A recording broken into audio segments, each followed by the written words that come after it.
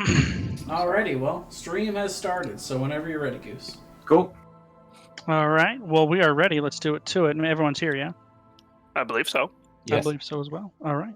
Thank you for taking my bullshit, guys. I appreciate it. No, it's all Oh, good, yeah. man. That's important stuff That's happy bullshit. Like that's the good kind of bullshit.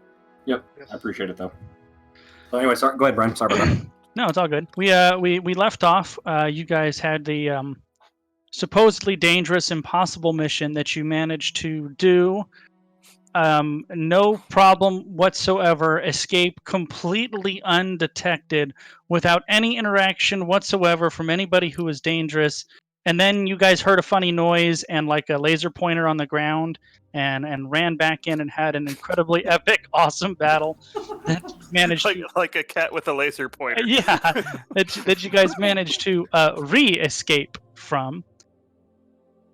Not quite as unscathed though. And definitely not quite as unscathed. If I recall correctly, Sarlocke has a point of exhaustion and Corbin has 2. I believe that is correct. Is that correct? And Morig was 1 missed attack away from possibly being in a really rough spot. Decapitated. But nonetheless, you guys managed to mount up. Oh, Brennan also has 1 because he took an arrow that actually dropped him on the way out. Yep. Mm-hmm. But regardless, you did manage to escape, leaving much mayhem and chaos in your wake. Lots of downed soldiers, a collapsed bridge, a at least partially ruined cannon, a dead giant. I think you guys killed one of them, right? Yep. Yeah, we killed the leader type the chief. guy. The chief leader guy. Yeah.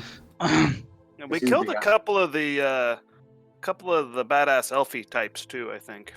Well, Well, we downed them. We didn't necessarily kill them. I think we killed 1 or 2, but It's hard I to don't say. remember. I don't remember exactly. That's for our DM to keep track of, not me. It is. Right. That is I mean, true. as characters, we wouldn't know at all whether or not they bled out. Well, or... you know one of the ones that you downed was healed because he was the one that dropped Brennan. Sure. Right. He took 2 long-range arrow shots and hit them both, which were pretty unlikely, actually. Yeah. Oh. Having said that, the soldiers that were distracted came back, hastening your retreat. You did so. You fled to the southeast is the direction you would have been going. So I would assume you guys would ride for some, maybe a couple hours till you're sure you're not being followed and tracked. You did have Pass Without a Trace on you when you left. After Keeps them from being able to track us, so they'd have to have visual line of sight, I believe. Correct. Yep. Or magic would do that too. Well, yeah, like scrying or some kind of. Yeah. But you're correct. Yeah, traditional like tracking Pass Without a Trace means they can't do it. Yeah, at this point, we're making our way to Tera, so we would just kind of keep going down the road. Well, no, they told us to meet them somewhere else. Oh, we're No, It they wasn't said- Tera. No, they said go tell Prince Raoul when you're done. Yeah, and he's in Tera. Oh, He's in okay. Terra. So that night you ride for a couple hours. You do find it looks like you're kind of riding through like an overgrown farm. Like the crop was never properly harvested. There is a house and a barn that look to be long abandoned. So if you wanted to bunk down, that would be a good place for the night. Or you could look for somewhere else if you don't like this one. How confident do we feel that the bulk of the army is not going to be able to be upon us? There's no way the bulk could. There's no way the bulk could. Yeah, we move way faster than them. Yeah, you do know they did have horses. They had horsemen, yeah, but like the bulk of the army isn't horsemen. Yeah. And the bulk of the army. We took out some of their horsemen and stole some of their horses, but correct, not all of them. That is correct. So most of the army was on foot, but there was. We should have fireballed the horses. There were, by your count, at least a few. I wouldn't have let that happen. a few dozen horsemen, but you guys have seen no sign whatsoever of them really making an inclination to try to catch you. Okay, I think this is a good place to rest, but we should definitely very alert. be alert and take watch. The barn I'll take or the first watch house? 'cause I'm most healed. You said there's a barn and there's a house. There's a barn and there's a house. Yes. They both look abandoned. They both look abandoned. Yeah, and in slight disrepair. Not like to where they're going to collapse or anything. But clearly, it's been a little while since somebody has been tending to the property. But it is but it is reasonable shelter. Mm-hmm. Yeah. Absolutely, and it is in basically late October. So it's starting to get cold. It's pretty windy, or it seems like it will be this night. So you guys would I assume want to get to a more comfortable shelter, which both of these buildings would provide. Yeah. So what I want to do is I want to complete what would be a short rest, but there's no point in rolling everything if we get done. But if something does happen, I'll want to take my short rest stuff. Sure, that makes sense. Die and everything. All right. There is room in the barn for the horses if you guys want to stay in there with the horses, or if you want to tie them up and stay in the house, however you want to do it. Which has a bed? Does the house have a front and a back door? Mm-hmm. The barn has 2 doors as well. Are they situated like in a way that there's like one's easier to escape from if we need to bail? The barn is a pretty simple building. It's basically, a square building with a door on each end. And then the barn, we could leave our horses. And then there's stalls. There's actually 3 on each side for livestock. So you guys have 5 horses, and there's plenty of room in the middle. It's a very simple. Yeah, I think we stall the horses, and assuming that there's a window in the house that we could see the barn through. There just is. have somebody take watch and just keep an eye out.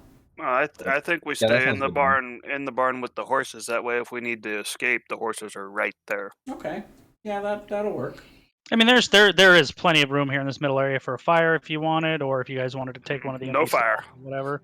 However you want to do it, but there's definitely plenty of room in there. Morg looks at the dragon a little sheepishly. No fire? Not even little fire? No fire. Oh. So you guys have 3 watches you need to account for. Who is taking what watch? I am not taking watch. Sorry, Andrew said first watch. Yep. I will definitely not be taking one. I am someone could sneeze on me and I will die. Corbin plans on sleeping in. I can do a watch. Which one? I'll take second. I can take. Well, I guess we can both take third. Okay. And then is Brennan going to help someone on a watch? Sure, he'll stay up for the second watch. Because we think we'll be okay for at least the first couple hours. Yeah, do you think the first one would probably be the safest, and you guys won't be quite, you'll still sort of be settling in, so. Let's see, and, by the way, during that ride, I would have converted sorcery points and spell slots and vice versa. Well, if that comes up, we can account for that. And as we were setting everything up before we actually bed down, I would bring up something that Corbin had mentioned.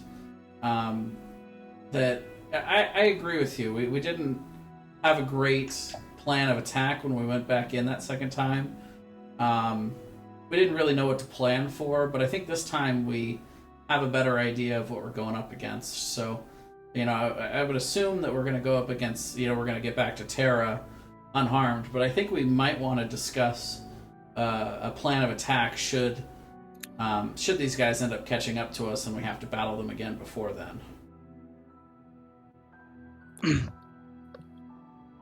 Brandon, specifically look over to Sarok and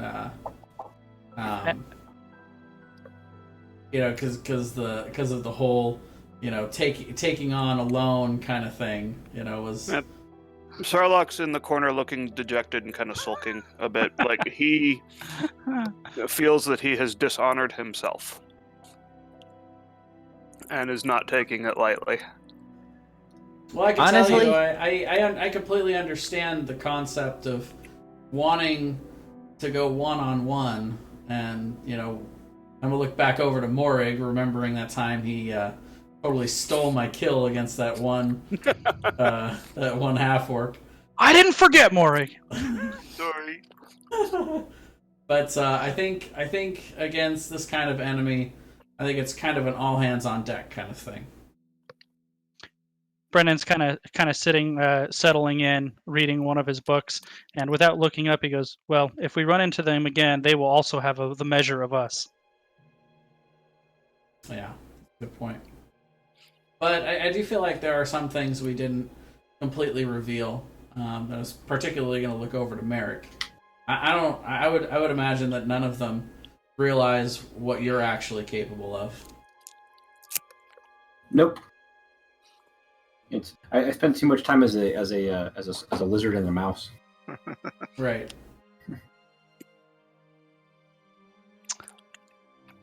So are you guys settling in for the night then? Yes. Having some field rations and dried food. Yep. So let me see something here. And we'll go over a few different battle plan things, like, you know, the fact that the fear thing that he did that had us scattering is probably one of the biggest things. So we probably want to try and keep somebody close enough to try to stop that if we can come up with anything to do that. Yeah, I think we need to kill him first, for sure. He does seem like the strongest, but he also may look like the toughest to get through. He seemed to have some kind of magic armor. So if there's anything we can do to get rid of that before we actually go into strike, that would be a big help. Because I think that between Sarlacc and I, we can take him one-on-one, but if he's got, the magic stuff on his side, it's going to make it a lot more complicated.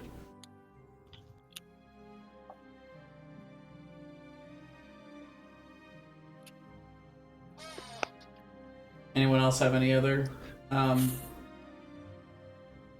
insights, any other ideas on anything we can do to make it easier the next time we run across these guys? I would like to stay next to Sarlacc, because last time I got cheese grated, and he picked me up and made me not die. Aha. I think I can use dispel magic on his armor. Now, I will say, I mentioned this, I don't know if you saw this, Andrew, but I actually did that wrong. Uh-huh. I did two things wrong, one of which favored you guys, but more of it favored him than the other way. So that won't be quite as powerful next time. Okay. So basically, the way that spell works is it gets X number of hit points. So if he casts it at 3rd level like he did, he gains 15 temporary hit points. And when he takes hits and loses those hit points, ice damage goes the other way, but it only works for up to that 15 hit points. Oh, okay. So, and but we did way more than 15 hit Right. points worth of damage to him. But it also doesn't require concentration. So I wasn't having him cast other stuff because he had that up, which is a smaller deal, but it will be generally weaker but slightly stronger in a different way. Right, he'll be able to use other stuff. So Right. he will be stronger, but that spell will be weaker. Correct. You could dispel that. Correct, you could. Andrew. That was what I was hinting at in character. You could, but I'm just saying, keep in mind it won't be quite as impactful, but yes, you 100% could dispel it. One of the things, too, though, is if I actually manage to hit him, if I hit him 3 times, it's probably going to remove that armor from him. I'll probably do 15 hit points of damage, and I'm resistant to frost damage. Am I able to tell when somebody that has Armor Vagathus on, whether it's active or not? Yeah. Yeah, it's like a shimmering, I would like first of all, if you saw him cast it 100%, but I would say now that you have seen it specifically with him, you would be able to tell. There's maybe like a kind of a frost tint to his armor. Small, almost like a very thin, crystalline layer of ice over it. You can, like when you can see your breath, it kind of radiates that around the armor type of deal. Yeah, I think taking him out is important, but I think it probably will be easier to take out his sidekicks, his henchmen. I think they will go down faster, and I think as a group they'll be more effective with all of them up. But I think the way we approached it might not have been necessarily wrong. I just think that we all didn't attack together. I think we were split, and for the most part, we were out. Obviously gravely outnumbered. But my thought is that they can replace the henchman, but they can't replace the guy who recruits the henchmen. That's true. I think he's kind of public enemy number 1 right now. Right, we take him down. Maybe everybody else just doesn't know what to do. Yeah, I don't know if we worry too much about his friends, because it's like if I were to die, like you guys would be lost and the whole party would fall apart. So it's just if we can take him out, then they're just it's gonna be a power struggle. That's true. We were doing pretty good until you fell. You got a good point there.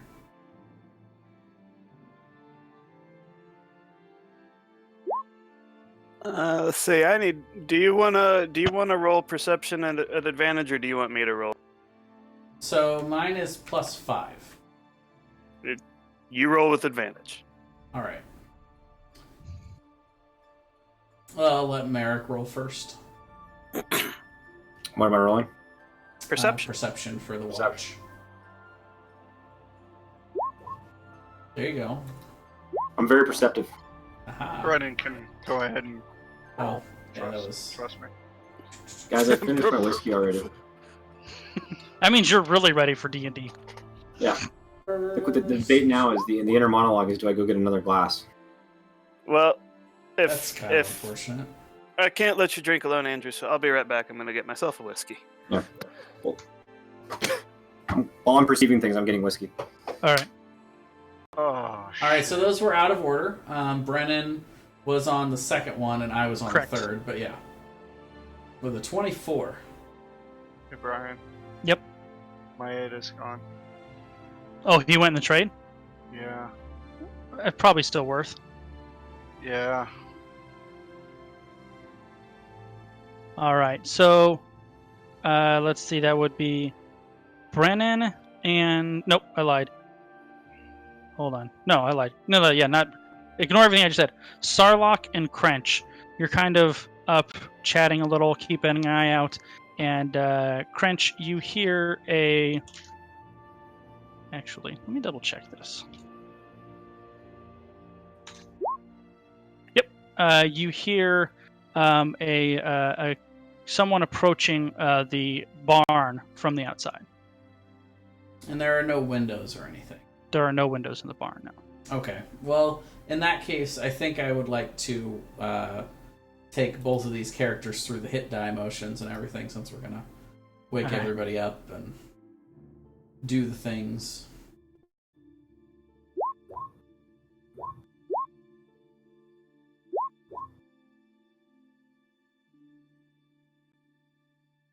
Eight.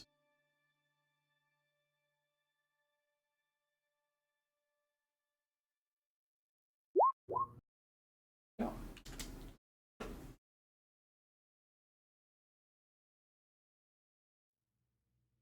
And Brennan. Back with whiskey. Nice. Oh, hit dice. I was like, shit. Well, yeah. So I'm waking everybody up because somebody's coming towards the barn during our watch. So I wasn't gonna do all of the short rest stuff unless something happened, 'cause then everything just resets anyway. But As you're starting to wake everybody up, you hear a voice bounce around in your head, and it says, "Crench, is that you guys?" It's a trap. and do I recognize the voice? You do. It's the voice of Gudris. Oh, That's who I thought it was. I'm so gonna start dropping heals on myself. so I'm just gonna put a hand up and just kind of calm everyone, and I'm gonna look over to Merrick and Brennan, who are the only ones who know who Gudris is, and I'm gonna tell them, I think Gudris just sent me a message, and then I'm gonna reply because message allows me to reply back. I'm like, Mhm. yeah, we're in the barn. Are you outside the barn? And a few seconds later, she says, "Yes, that's me. I'm coming in the south door. So don't attack." Okay, so I'll tell everyone she's coming in the south door. So you kind of hear a tiptoe and like kind of cautiously, this woman pokes her head around the door at the southern, and it takes you a moment to recognize her because she looks a little different. Her hair is no longer blonde; it's been dyed black and it's cut short. Her skin definitely still has the pale complexion, but not sickly like it was before. She has filled out a little bit, but still very thin. And she is wearing the uniform of an elven spearman, but minus the helmet and the upper armor. So it's just the what's it called? What's the The cloth tunic? called? Yeah, it's got a specific name though, like a gab. Tabard. Tabard. Thank you. Just the tabard on the top. It looks like she's discarded the upper part of the armor. And she's got a small traveler's back with her and the dagger that you recognize at her belt. Her face is a little bit dirty, but there she is right in front of you guys. I think I'm gonna let Brennan react. They were the closest. That is true. He kind of steps out and they kind of appraise each other for a minute, and then they give each other a slightly awkward, if intimate, hug, and then he kind of invites her in, and she kind of sits amongst you. She sees Sarluk, and she says, "Oh, I'm happy to see that you made it out alive. You looked like you were in trouble." Yeah, for a little while we were there, but Sarlacc will just kind of nod. He's not quite sure what to make and not exactly the most trusting, so he's kind of wary, but he'll nod his thanks. I'm gonna pipe up and say I turned myself into a newt. She kind of smiles and she's looking around. She says, "Where's Lucius?"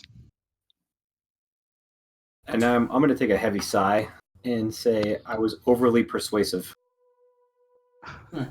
he didn't continue with us for this leg of our journey. Unfortunately, he decided to continue doing his work for Pelor instead.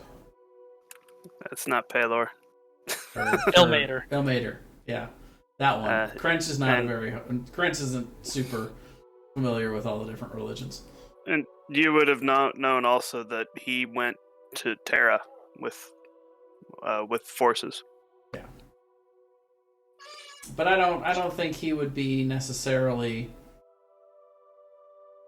I don't feel like his viewpoints would fit in with our current mission. She says, "Well, we all have to follow our own path."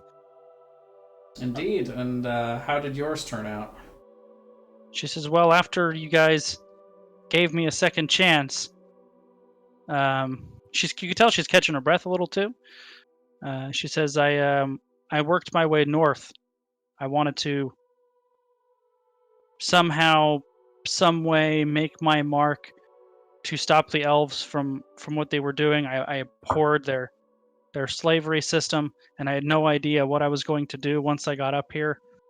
But after getting my legs underneath me, there's a fairly active resistance movement up here, and they're constantly harassing and attacking supply lines and isolated troop movements when they can.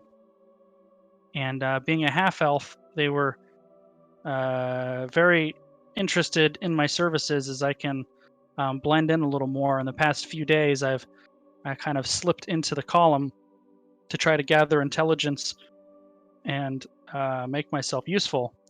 When you guys blew the bridge, I didn't know, none of us knew what was going on.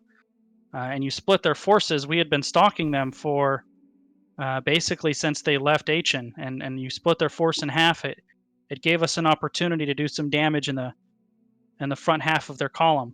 We don't really stand and fight because we don't have the arms and equipment to do that. We more hit and run, ambush, and get out. And we were able to do that with their force split and them distracted. Yeah, we were kind of trying to do the same thing, but a more targeted approach. We did take out their scouting force, but or at least one of them, but we weren't quite able to finish the head of the beast as we were hoping. But and then I saw you guys, and I kind of put 2 and 2 together, even though I don't really know why you guys are all the way out here. I knew this farmhouse was here, and you kind of headed in this direction. We use this as a rest place occasionally, so I was hoping you would find your way here. it's a good coincidence. Were you ever able to find anyone to help you with the health issues? She says, "Nope, it's just I just do what I can." So what's your guys' story? Why are you all the way up here? Well, turns out that the Queen had certain plans for us all along and sent us to attempt to sabotage the cannon. It's kind of the readers. That's kind of the condensed version of the story, but long story short, that was our mission: was to try to delay the cannon from getting to Tera, or destroy it if possible. But had we done a little bit better in the ambush, I think maybe we could have permanently solved the problem. But I'm pretty happy with the result overall. What will you do now? Well, we've been told to continue on to Tera and report to the prince to let him know what's going on. Maybe we'll regroup from there and see what they want us to do next. If they have any other suggestions for us, or Well, she goes, I have one for you. I wasn't sure what I was going to do with this, so it's great that you guys are going there. Last night I was sniffing around, and I managed to get close to Balinet's group, and I overheard a conversation he was having with some of his lieutenants. And he was telling them that they would be leaving the column soon, and that they had received a message from Lord Seligal. And the message was, I could only hear bits and pieces of it, but the gist of it was that their coward on the inside has finally agreed to make his move. And the cannon doesn't matter. We have a small window, and Balanet is to hurry back so he can lead the assault. They said they were going to be in the West Gate on the night of November 7th, which is, FYI, exactly 1 week. And apparently this coward on the inside will open the gates and let the Elven assault force into the city. huh? And Yikes. How many days ride is it to Tera from here? If you rushed, you could get there in 5. You assume if he's going to try to make it there, he's going to be doing the same thing. Okay. But the amount of people they would need for that kind of invasion would probably be the bulk of the army. So, well, you got to remember the whole city's under siege. They have many troops at the city. This was just a small reinforcement / escort column for that cannon. So we're gonna have to find a way to get into the city through the siege. That is correct. And did the Queen give us any kind of instruction on any way to best, the Queen or any of her retinue, to best do that? They did not. Okay. All right. Well, I guess we'll have to see if we can find a way. Actually, Merrick, didn't you have some way to be able to send messages via animal, or? We can. I'd have to find an animal that we knew. I can do an animal messenger for certain. Oh no, wait, that had to be somewhere you're familiar with, right? Yeah, Somewhere I you've have been to. before. I have to have known about the place. I'll put it in there so you can see what it is. I'm not actually casting. So as you guys are talking about this, she says, "Be careful with any animal messengers or scouting. We started using those types of things, and they caught on, and they just started slaughtering any small animal they saw along the road." Ah, Jesus. She said there was one other thing. One of the lieutenants, I don't know which one, made some kind of offhanded comment about how this was good news because now they won't have to try out Crazy Aaron's idea. Does that mean anything to you guys? Aaron, Aaron, Crazy Aaron.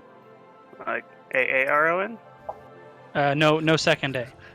Oh, I was like, are you making a personal attack against me? Aaron.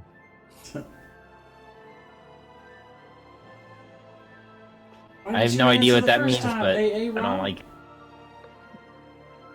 She says, "Well, they were very confident in this siege being broken, so I really think we need to get this news in there." I'll be honest with you. I was going to try to get it in there myself, but I really don't want to go try to fight or sneak through siege lines. it's fair. So what do you recommend that we do instead? Well, I don't know, but before I was just me, and now you guys are you guys. I think you guys would have a much better shot than just me doing it. I'll help you as best I can to get there and maybe go through, but I'm not going to go into the city. We could try to tunnel under this and go under the siege and into the city. But then we'd create a tunnel to the city. I don't know if that's a great idea. Well, we can just collapse it as we go behind us. That would take months, if not weeks, if not months, to dig. Well, I mean, could you transform into something that could dig well and quickly? I think a giant weasel has a dig speed of like 5 feet. Yeah. But per round? Yeah, but if you're talking siege range, you're talking like they're sitting back like at artillery range. Like miles they're- away, probably. Or at least half a mile. Like, you're not doing that in 2 days. There's no way.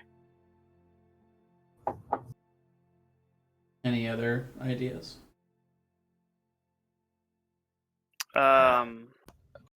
Is there a river? Well, the city sits on a river, so the river actually goes into the castle. no, the city flows. The city is on the bank of the river. So the river is to the north of the city, and on the southern bank of the river, the city sits. Okay. Because there's some castles historically where the river actually goes like through the castle, Correct. like a small stream. But this isn't one of those. It is not. Okay.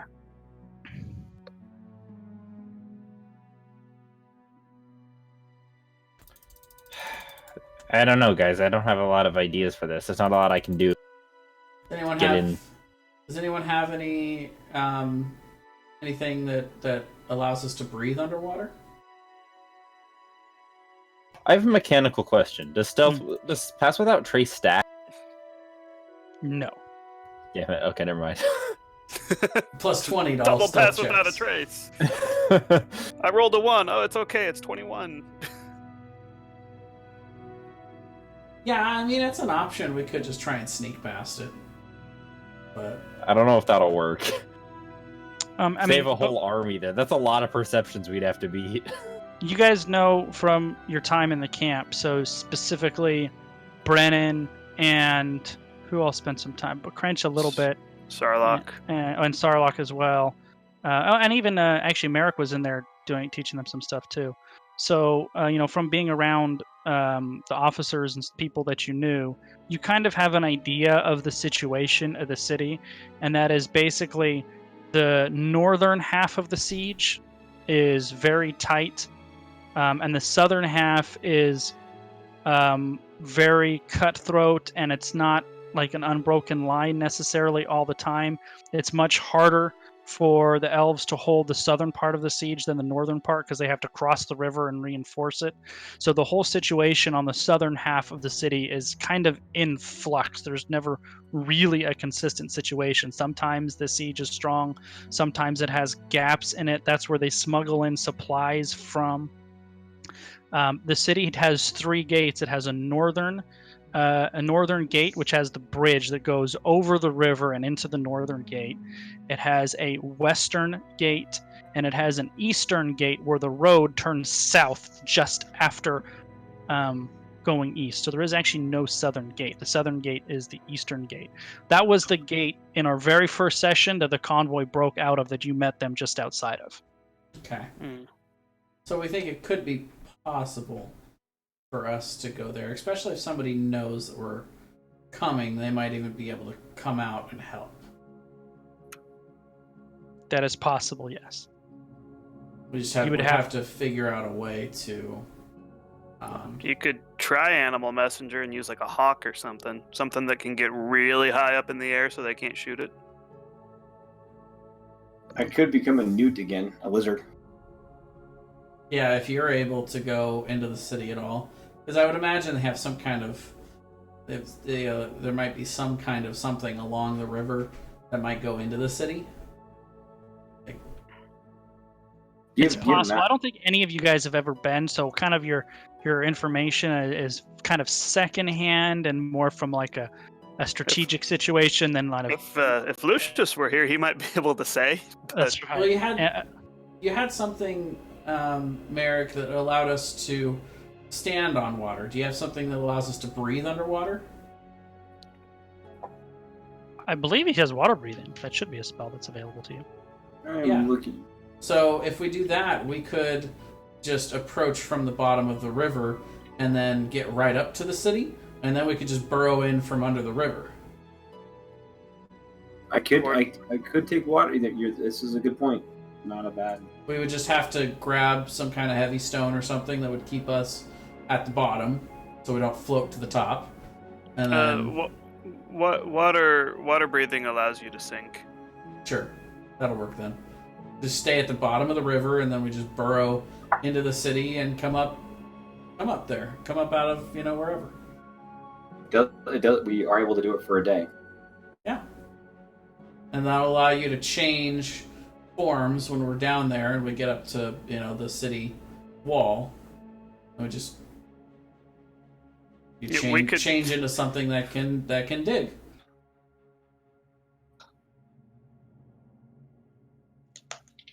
Does Gudrus know which gate? We don't even need to go into a gate. We just go right under the wall. Hop right up. I thought he said the wall doesn't run through the river. Or am I wrong? The river runs next to the wall but does not go through it. That's what I'm saying. We just walk until we're right next to the wall, and then we just dig in and pop up in the city. Oh, this is a lot of moving parts. There's a lot that could go wrong here. There's just a lot of steps that could go wrong. How so? Well, what if they have underwater landmines or a patrol over the water? They might have a patrol, maybe, but probably not at night. And probably not from the south. Probably not from the south magic ring somewhere. Well, remember the river runs north of the city, though. So if you want to come in from the south of the city, you'd actually have to cross the river, and then you're on the other side. Yeah, we could cross. I mean, we wouldn't necessarily even have to cross the river. We could just go, to the east or west of the river. Probably whichever way it runs, we would go upstream, so we're not walking against the current.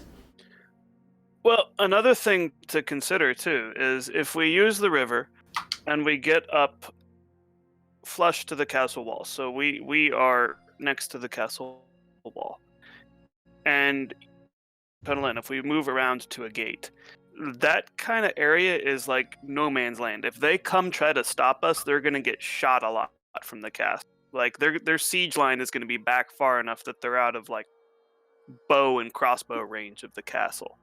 And if they try to come forward, they're going to get shot a lot. And then they're also having to perceive us from a quarter mile away against a castle wall at night. like underwater, and we can even try to have something like some kind of, some kind of tarp, some kind of something that goes over all of us that we're just holding on to. So if they look down, they don't even see people; they just see blackness. For what it's worth, a giant badger has a burrow speed of 10 feet. per round. Yeah. So it wouldn't take us that long. Underwater, we're only going to lose 1 foot of movement speed. And while it doesn't swim, he could swim down there and maintain concentration for water breathing and then kind of wing it. Would be a little awkward, but doable mechanically, I suppose. Yeah, well, it would be Merrick while we're doing the underwater breathing, and then he would just transform into the. Water breathing also doesn't require concentration. Oh, you're correct. There you go. It's a transmutation. Sure. So yeah. I personally believe the water breathing is the way to go. My only concern is how deep is the river?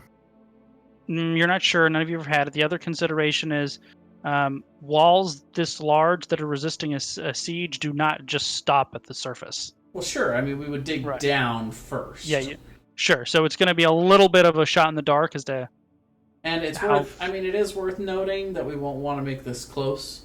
Like, we will be digging down into the water, and so the water is going to come with us.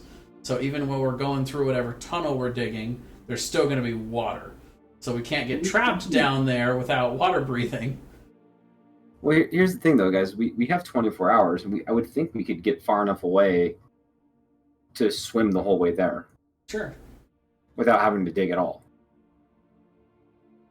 Well, I don't know if this would matter in game, but historically, a thing people do to ruin the stability of castle walls is to actually tunnel water underneath them. Like, it destroys the structure of the wall if the water's there for any amount of time, because it makes the soil all slushy and then the castle wall falls.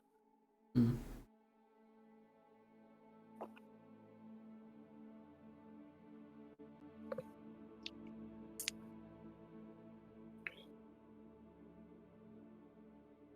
Do we have anything that can freeze the water, like behind us? Well, I mean, as far as that goes, that you're correct. But if you would think the castle walls that were built right next to the river would have some amount of consideration for that in mind. And if you were to do this, you're making a hole the size of a giant badger, so it's not some like massive, huge siege breaking tunnel. You would think it would. Frankly, Crench is going to have a hard time fitting through a hole dug by a giant badger. Okay. Yeah. And Starlock both. You guys better not be claustrophobic if you try to pull it off. You know where Sarlacc's from. That's true. All right. Well, let's get this rest finished up, and let's get to riding. All right, you guys kind of came to the house, sundown, so figuring you're spending the night there. Yeah. Yeah. Well, like, if it's sundown, we'll probably leave like around 5 or 6 a.m. while it's still a bit dark out. Well, you're going to try to? No, we'll just do like 8 hours. Yeah. We're going to get a full rest, but if it's sundown, like if sundown's at 6... And we're leaving at like 2 or 3 in the morning, but that's fine. We just need 8 hours for a long rest, and then we're back on the road.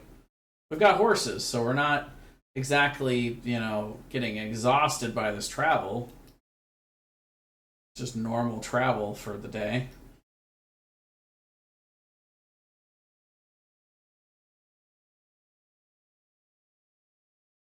And yeah, we'll want to come.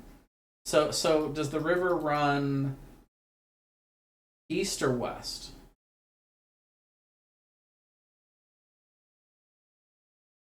Uh-oh. Hello? You were not talking. Okay. Okay, there we go. I'm back. Yeah, I think that was all of us. That was weird. Yeah. Just can't hear Brian.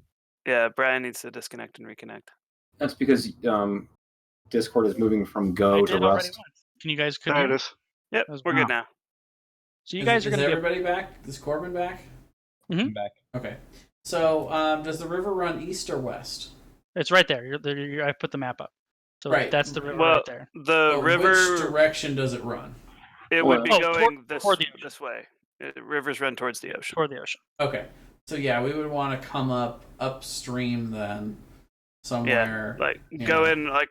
Well, if we go in around here, though, we come in from the north, so we don't have to travel this far. But, and if we're well, yeah, I guess- if we're just walking along the bottom anyway, which is what I imagine we'll be doing. So you guys just going to kind of basically go beeline it toward the river, but slightly to the east, so you could drift toward the city. far enough that we will skirt around the siege, yeah.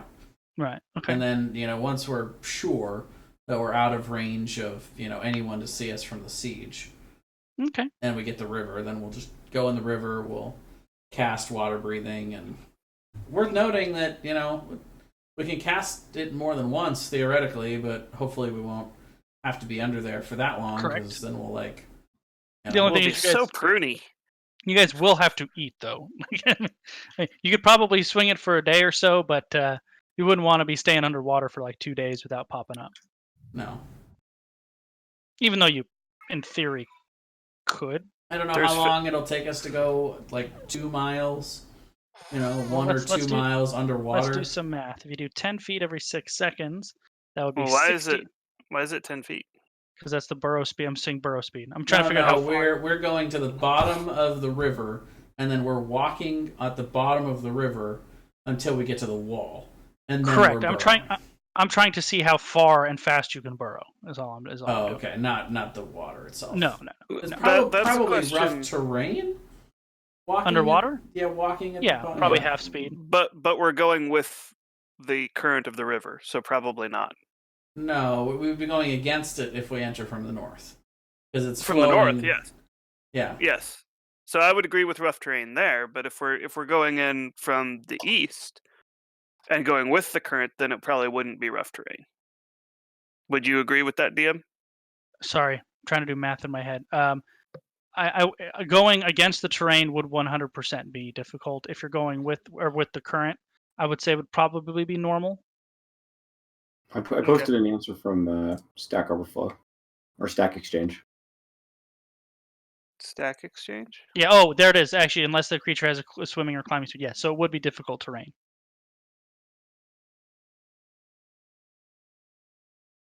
Okay, so it doesn't matter which direction. And I would call it current is probably flowing. even slightly more difficult terrain. I don't know, but it would be easier going downriver than up. Yeah, then we might as well just enter on the north end, because that's closer. And it's going to be less distance that we have to try to travel around the siege without getting caught. Mm-hmm. And then, we'll wait until it's, starting to get dark before we actually enter the river. We want to do this at night. How long does your wild shape last now? 3 hours? I think so, yes. But I don't need a wild shape. Well, you will if you want to dig. But we don't need to dig, right? Yeah, we'll need to dig once we Yeah, we'll get have to to the dig wall. once we get. We're going to dig under the wall to get into the city. We're gonna swim, or we're gonna walk across the bottom of the river till we get to the wall, and then burrow under the wall. The alternative is I climb the wall. I don't know if that's a great idea. We might get shot with siege ballista or something. Yeah, I don't want to come up outside the wall at all. Unless maybe we can get, like I said, if we can get a message to them that we're coming, then it'd be fine, because they could probably just, Open the open gate. the gate when we pop up. But I can't think of any way to get them a message safely. Unless maybe, Andrew, you want to spend part of the day trying to send an animal messenger Because I mean, they'll have people in Tera that can send us a message. Like they can do sending. I'm just saying. I'm wondering if the other alternative. I mean, you guys, I can go over the wall as any number of creatures, and get them to open the gate to let you in. Sure, that would work too. We can just go underwater until we're at the gate, and then you could just. Yeah. He could turn into a gecko again, and there is no chance that they see him. Yeah, I mean, you guys do know people. You know, Torold is. Well, you're pretty sure he's in the city. You're pretty sure Hughes is in the city. So there are probably people with the authority who you know to let you in. And I that's my recommendation, guys. I don't think we need to dig under a wall. I would much rather get us all there, get you guys to the gate, go over the wall myself, let somebody know, and open the gate and let you slip in. Sounds good. We'll do that then. I would say we should probably wait under the river while you go over the wall. That way, we're not sitting there waiting at the gate going, "Okay, guys." Whenever you're ready. Right? You can wild shape into something even as small as like a spider, right? Yeah, I mean, if he's a gecko, there's literally no chance they see him. I think the only limitation is the descriptor has to be a beast. So I don't know if a spider is considered that. I believe so. It is. Historically, in 3.5, A spider would is be a tiny beast. So yes, he could Okay. turn into a spider. Yep. It would work then. All right. Give me 1 second, guys. Keep going. I have to step away. Yep. So we're gonna work our way to the slightly north side. Yeah, because the river's northwest. a little bit moving. I assume moving fast whilst trying to avoid unfriendlies. Yeah. Would that be adequate or a good descriptor? We're gonna do that until we get within about like 2 miles of Tera, which would be like the 4th or 5th day, and then once we get there, we'll start riding out, that direction and trying to be more stealthy because we don't want to be caught by any scouts or anybody out in the area. But is this like wooded or is it just no? It's mostly plains? it's not completely flat. It's slightly rolling hills because this map is pretty zoomed out. So slightly rolling hills, the occasional stream or smallish wooded area. But just like before, there are a lot of towns, there are a lot of farms, so it's fairly populated. And with the siege of Tera, it's a little bit chaotic because this is kind of the in-between ground. There's always stuff coming and going. So it's kind of impossible for you guys to not be seen, if it will, just because there's always stuff, but you can kind of blend in with the chaos that's already going around, if that makes sense. Okay, one of the things I'll want to do during our resting periods on one of these days is see if I can, use I can ritual cast Speak with Animals and see if I can try to tame some sort of flying animal, just to use, to see if they'll be willing to let us, help us keep a lookout for trouble, and in exchange we'll give them food. Make an animal handling check, please. Hey! Double 20s. Yeah, I think that's good. You managed to find a small hawk, and it's you kind of do a little trading with it, and he kind of keeps an eyeball out on what's going on. The military presence is surprisingly thin. Frankly, you're a little bit just shocked at how few soldiers there are, other than the column. That is the only soldiers that you have seen. And as you make your way to the south, the weather is cold, it's windy, it's raining a little bit, so it's not entirely comfortable. But the wind and the rain also makes it a little easier to kind of stay incognito. There's not a lot of curious eyes because people want to stay warm. yeah. You work your way south. The hawk kind of helps you out a little bit, but it turns out that you probably didn't need him. Well, for what it's worth, I can also cast Beast Sense, so I can actually see through his eyes. So it's not even. Oh, there you go. It's not even me taking his word Right. for it. Like I'm using the hawk's eyes. Make to 3 scout for perception us. checks then. Traitor hawk. Okay. So as you guys make your way south, you pass just kind of everyday people doing their thing, farmers, the kind of cart peddlers, people taking their wares here and there. You see a lot of the same type of condition of the people that you saw in the south of Menande as well. You know, the people tend to be thin, their clothes tend to be patched and threadbare. There's not a lot of wildlife around. You don't see food stores as the winter's coming up is a little bit disconcerting if you stop to think about it. But despite that, over the next 3.5 days, on the evening of the 4th day, with just a few hours before sundown, you guys made really good time. And just at the bare edge of the horizon, which would be about 2 miles away, you can see the metropolis of Tera standing over the river. You can see the thick walls.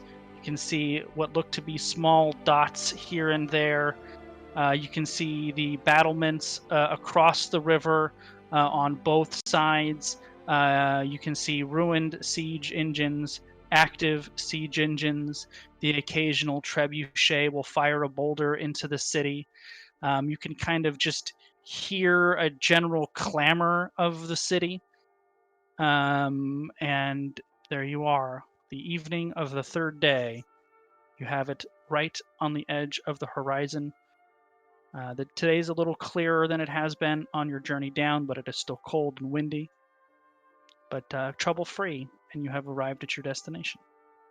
At the river, or do we still Yeah, need to skirt around? you're basically just north of the river, slightly to the west. So somewhere. Okay. You said 3 days, right? So I would have gotten rid of all my exhaustion. Yeah, Okay. Yeah, exactly. Somewhere up in here, basically.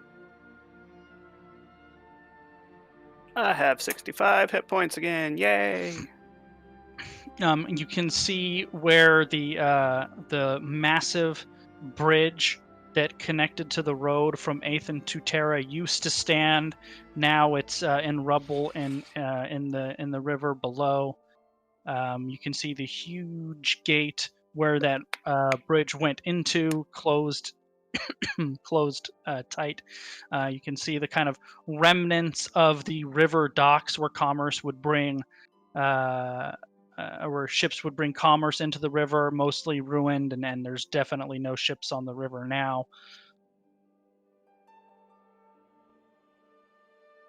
All right. Well, before we head in, I'm gonna ask the hawk if he wants to continue on with us going underwater, where he'll be able to breathe, or if he just wants to make his way out that way, away from the siege. That'd be safer. But he can stay with us if he wants, but he doesn't have to. He doesn't seem to have a whole lot of interest in swimming. Okay. Imagine that. All right. Well, then I'll bid him adieu, give him one last good hearty meal, and as he flies away, he gives you the kind of wing waggle, you know? Yeah. Goodbye, Pootu. He's like, these idiots are about to die. A bigger hawk swoops down and grabs him. Suddenly a rock comes down and eats that hawk. And now colossal red dragon comes and eats the rock. Go on. Astral dreadnought emerges from the astral sea. And then now that Tera is in sight for the first time other than the battle at the river, you actually see the Elven army, and there are clearly thousands of soldiers here. They have the siege lines themselves. They have small, like, kind of temporary wooden forts behind the lines where you would assume that they rest.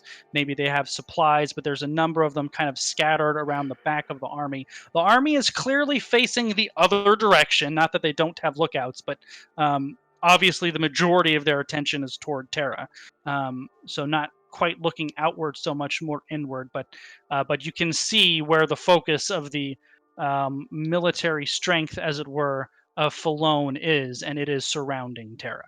Right. Can we see if there is a bigger concentration around the east gate or west gate? Well, you can't see all the way around to the west gate. So when we first started, like our very first session, took place about here. Right. Andre's thing was about here.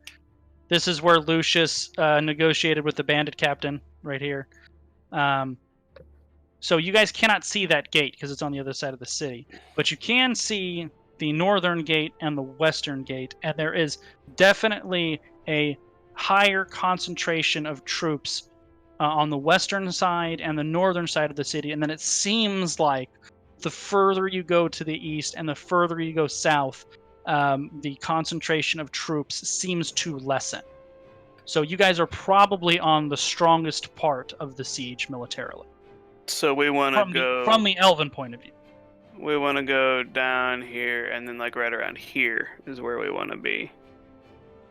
Yeah. So if we follow the river around, we could obviously still have Merrick turn into a spider and or whatever and climb up the wall. But we could continue going down the river while he does that and make it to the eastern gate. Totally, and this is the eastern gate. That was the gate where Raoul did the breakout to let the civilians out, right? So they've already targeted that gate before, and you can tell looking at the map that just geographically that would be the hardest gate for the elves to get to. It's on the other side of the river. It's farthest from their base of strength. So you would just assume that eastern gate would be the least contested of the three, the safest one for your side, as it were.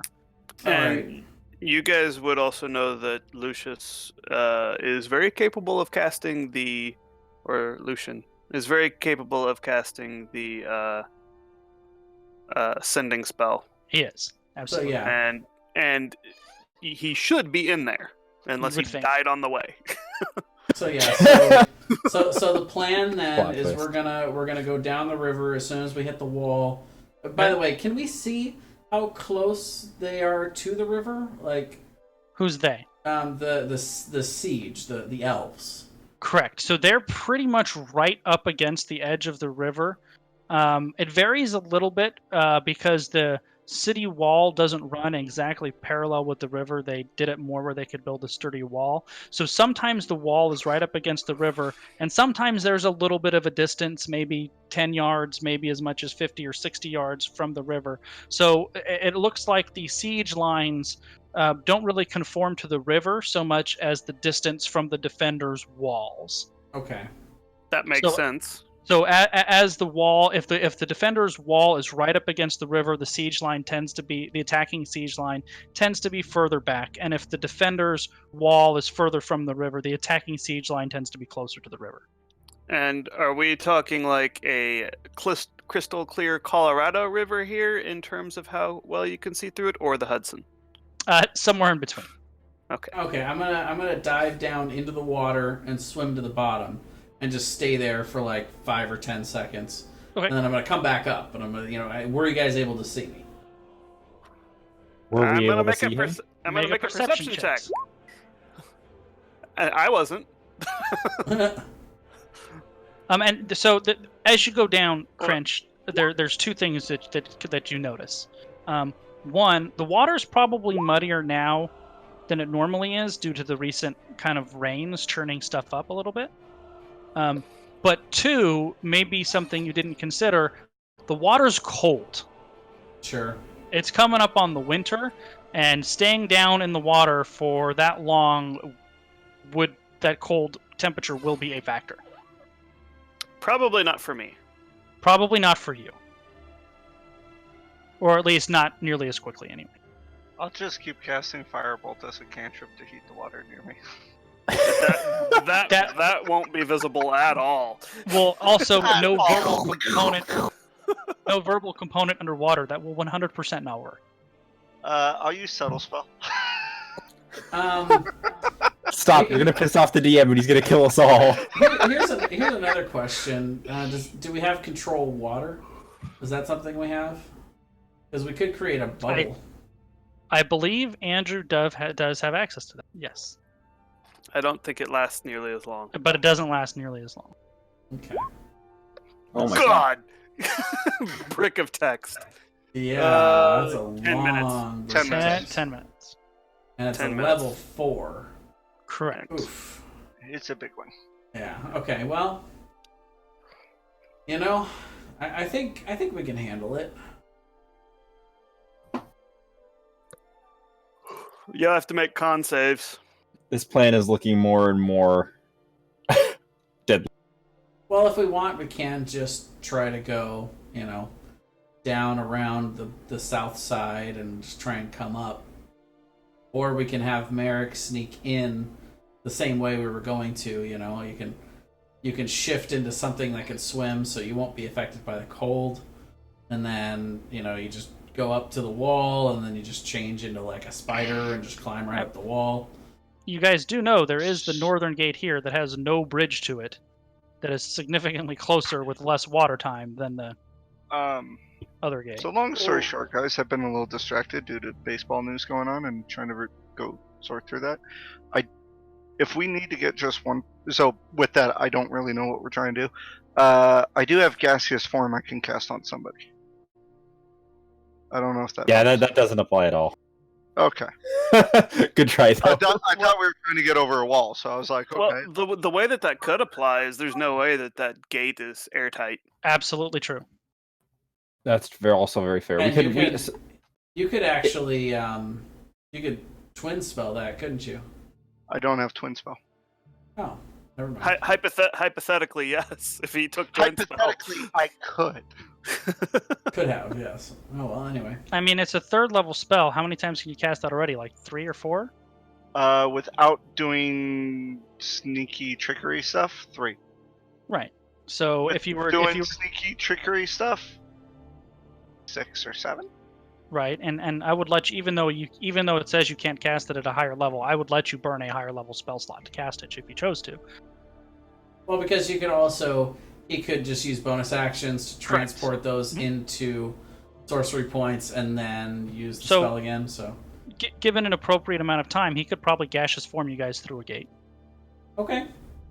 Well, let's do that then. I'm sure we can make it underwater. I like that plan way better. To the north gate, and then yeah. How long does it last? The gaseous form. I want to say an hour. So what you would 1 hour, have to, what you guys would have to do is go part way through the river, and then part way, the last. Figure you're going to be going 80% in the river, 20% in gaseous form. If you want to do it within that, well, okay, actually, let me rephrase. Although he can do it to all of you guys, he can only do it one at a time. So. Oh yeah, because they're concentration. Because concentration. You guys, in theory, what I would think is you would want to get right up to the gate, and he just quickly puts you through. Fire him off, yeah. Right. Cast it. You go through in 2 seconds. I end it. Cast it again. So that means what you guys would have to do is until then you would have to get there. Yeah. So are we understanding that this front gate is a drawbridge? Well, no, there was a bridge, a regular bridge. Okay, and they destroyed it. Regular bridge that was part of that massive road between Aethan and Tera, because there was a lot of traffic between the 2 cities. It was a large bridge, and that's why all of the like docks and such were on the east side of the bridge, because they're not going to go. The big ships aren't going to go under it. Only the smaller ones could have. But after over a year of siege, the bridge is no longer there in any form, really. There's the pillars and whatever are there in the form of rubble. So now where the gate that the bridge went to is still there, and the gate isn't like directly on top of the river. There is some, like, you can walk up to the gate a little bit, but for a handful of people, walking up to the gate is not the same thing as an assault. So militarily, it's functionally off limits. But for you guys, you can walk up and stand on the beach and do a thing on there. Wouldn't be an issue. How far is the elf army from the walls of the city? What is the distance? approximately? I will let you know in just 1 second when I look something up. The max range of a longbow? No. Actually, I'm looking up the max range of a fireball, is what I'm looking up. 150. 150. So they would be somewhere in the 175 to 200 feet away. Don't worry, I They- can still hit them. If there are any archers with sharpshooter, they're plinking people all day. Yeah, well, you would think that they're exchanging fire a lot, but they don't want to be exchanging fireballs and lightning bolts. Sure. So, yeah, I think we have Merrick cast water breathing on us. We go down into the river. Merrick, you change into something with a really high swim speed, and you book it down the river. And then when you get to the wall, change into a spider, crawl up into the city, and go find somebody we know, whether that's Sir Turld or Lord Harold or Lord Hughes or Well, as a spider, he probably doesn't Lucius. need to climb in. You can probably just squeeze through the gate, frankly. Sure, Or the gate, yeah. whatever works. But the point is that we're going to be coming through as this gaseous form and then just popping up into the city. We don't really want to do that. We want to warn them. Somebody We that don't know. We show up in 20 crossbows. Hey, Kuda! We're here, bitches! How many people have seen the Jet Li movie Hero? Oh god. Oh god. Jeremy's seen it. Maybe. So yeah, how does that sound as a plan? Now, Sure. does that gaseous form does require verbal, semantic, and material? Mm-hmm. Are we going to be able to do verbal underwater? No, you're going to have to basically come up on the beach just under the main gate and do it as quickly as you can. Hopefully nobody's seen. Can we do... so it was also Merrick that has control water. That's correct. So You guys are coming up at night. You could try to do it at night. So Merrick, what you could do is you go in, tell them we're coming in, and tell them about us, and then you could meet us back down in the. Well, let's see. That's too many. That's too many animal changes, isn't it? Mm-hmm. How far can you control water? I wonder. Not Scroll up. There's a wall of text in front of you. I know, right? Let's see. What's the range? 300 feet. 300 feet. So yeah, you could stand at the top and make a little bubble under the water for us to walk into, so we can cast under there. Yeah, he could theoretically, if he knew the point where you guys were, he could literally probably stand on top of the walls, assuming he found the appropriate authorities, and move the water to still shield you guys visually while you casted spells. That would probably work. Yeah, and don't worry about finding us. Just cast it at the bottom of the river, under like right in front of the front gate. We'll find our way to the little pocket of water that we have there, and one at a time we'll just pop up and pop in. Okay, I'm on board with this. So you guys, I assume we're discussing this as you overlook the city. When is the target to try to do this? You're going to try to do it at night? You're gonna try to do it as soon as the sun goes down, we're gonna hop down into the water and get this party started. So you said as soon as the sun goes down, basically? Yeah, as soon as it's dark. One moment. Well, what time was it when we arrived? You said it was. Was it It was evening? it was getting to night, yeah. So yeah, we wouldn't have to wait very long, I would imagine. No, you wouldn't. So as you guys kind of finalize your plan, the sun starts to set, and you kind of start making your way to the river. You try to time it so just after the sun sets, you make it to the river itself. You're getting slightly close to the elven soldiers, but they don't seem to really be looking out too much in this direction. You can tell that everything is focused the other way. So you are up to and on the banks of the river. and the sun has set a few minutes ago. All right, let's do it. All right. And Brian, you said you would allow me to cast gaseous form at a higher level, so I'm assuming I can cast it on 2 targets with that? No, because it doesn't have that option built in. So you could use a Oh, I 4th thought- level spell slot to cast a 3rd level spell, and it would just function as a 3rd level spell. Now I gotcha. Okay, how many are in our party? 6 total. Ah, But- Let's see. But you Merrick's won't have getting to do anything with Merrick. Yeah. Merrick's going to get himself in. okay. Let's see. 1, 2, 3. Isn't it? Brennan makes 6. Okay. Brennan makes 6. And Goodrich has been kind of with you guys, but this is basically where she is bidding you farewell. Just like, nope. Yep, Whoa. I'm Yeah. out. I can see why she would. You're wanna going go under the river, idiots.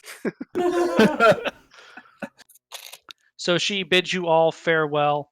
Once again, a little bit more of a personal, affectionate farewell to Brennan, and then she kind of Wait. rides off Wait. into the sunset, if you will. Wait. We'll say hi to Lucius for you. Nope. Never mind. Nope, you don't know. You know nothing. I know nothing. I was gonna be like, if I rolled like a 10 or higher, I'd be like, Morg would be like, oh, just kiss the lassie. But instead, he was like, "Ooh, butterfly." he was too busy going like, okay, how do I cast this again? Is my beard on fire? That would make him happy. All right. So, who's doing what? All right, so I'll go ahead and cast it, gaseous form. Well, no, you guys. We're gonna wait. You don't want to cast it now. You're gonna have to walk under the water. For... Oh, I thought we got. I'm sorry, I thought we got. No, all the you're way right up there to the already. edge of the river, far enough away from the elven lines. Like if you want to get closer here, there's lines you'd have to deal with. This is, okay. Cool. Oh, I just So- realized Pass Without Trace is kind of worthless here. Up to an hour. So I can drop 7 of those total with all my spell slots. The problem is you're not gonna be able to cast them underwater, Oh, shit, you're right. Never mind. but you could cast it now. Yeah, And No, you could no, go to no. this. You could go to the surface briefly and be like blah blah blah blah blah, blah and then. I mean, we might as well. Cast, No, I don't. I don't do that. I don't we like might- that. We might as well cast the first one. Like so, for the first hour, we have Pass But- Without a Trace. Question. Mhm. Are there any of the little reed thingies that people breathe through? Through their little reed. No. Make an investigation check. Just kind of as an FYI, you guys are guesstimating you're going to be under that river for about 3 hours. Oh, then I will. Yeah, I kind of like the. I might just blub blub blub up and then cast it and then blub blub blub back. I kind of like that better. How far down is it? Is the water? Yeah, it's fairly deep because it has the river is It has deep boat enough- traffic, right? right to have fairly deep boat traffic. So I don't know. Let's see. What's If it's 20, 30 more, feet? if it's more than 30 feet, Yeah. then there's no point because we'd all have to go up and be Right. within 30 feet of you. yeah? It's if you go to the middle of it, it's pretty deep. I would say in the 30 range. Let's see. Let me see something. If What's the it's river- 30 feet deep at that in the middle, they probably can't even see us. Let Like me that's see pretty deep. Brian, let me ask you a question. Mhm. Have I seen a shark or a hunter shark or a giant octopus in my life? No, you would have basically you've probably never been to the ocean. See the So you would- crocodile. You would have seen swamp and river creatures. So not an octopus or a shark is what you're saying. That is what I'm saying. Well, a bull shark you see in the rivers fairly frequently. So yeah, there you go. A bull shark, a small shark. A bull shark's not a small shark. That's like a 10-foot long shark. No, there is a smaller one though. They have small river sharks too. Well, no, but a bull shark is a shark that will live in the ocean and in rivers, and they grow to about 8 to 10 Let's feet see. long. I will give you a shot at a bull shark. Make a roll a d20 on an 11 or higher. Come on, baby. No. Oh. You just got a little shark then. Yeah, there've actually been bull sharks found as far north as St. Louis. All right. Pretty Anyway, crazy. Why do you know so much about bull sharks? Animal Planet. I bet. When I was a Shark Week. kid, sharks were my fucking jam, dude. Like I loved sharks. When I Not was a just kid. his jam, but his fucking jam. Yeah. Exactly. All right. So now you're. I'm trying to find something.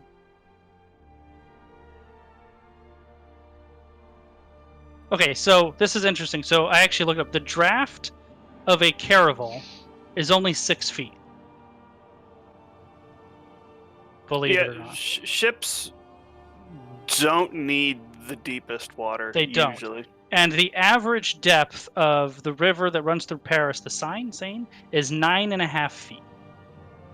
So I'm going to say the depth of the river that you guys, right in the middle, is going to vary between 10 and 15 feet, kind of depending on where you're at.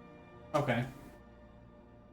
So then, It's yeah. a pretty deep river when you think about it. That's I a mean, pretty deep river, right? But like, I'm only gonna be down about 4 feet. Then When it's at the shallowest, that's correct. Now, it will be at night when you guys are doing it. I guess, yeah. I mean, I could crouch a little bit. So basically, when I roll for stealth, I'm rolling for how well I'm crouching in the water. Kind of, yeah. But so yeah, I think pass without a trace is worth it then, because you only have to go a little bit up. Okay. All right. So, Andrew, what animal are you going to be shaping into after you cast Breathe Water? Say that again. What animal will you be shape-shifting into after you cast Water Breathe? Well, not a giant octopus or a hunter shark. And apparently not. I want to point that out. I will say that the Thames River is about 7 meters deep in London. Yeah, that's about 20 feet, 21 feet. So, So that's the river that goes through Athen. I feel like we've seen. I've been a crocodile before, so I'm gonna be a crocodile. Okay. So you guys underwater are going to have a movement speed of, assuming you stay together, 12.5 feet. Because 25 is your shortest, right? So crocodile. And I'll turn to a crocodile when necessary. I mean, I don't want to pop it right away. Well, So- no, you want to go. You want to go right away. You want to be swimming out in front of us. Okay, I'm crocodiling right away. Because So you crocodile gotta has go a tell swim them we're speed. coming.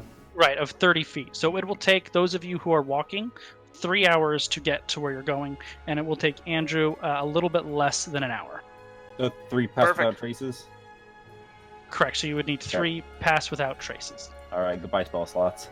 So any last words before Merrick leaves you to try to get you in the city safely?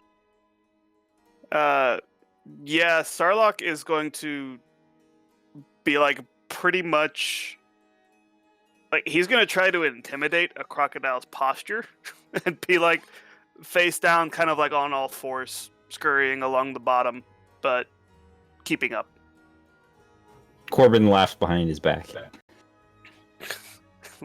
Sarlacc's big, dude. He's trying to hide.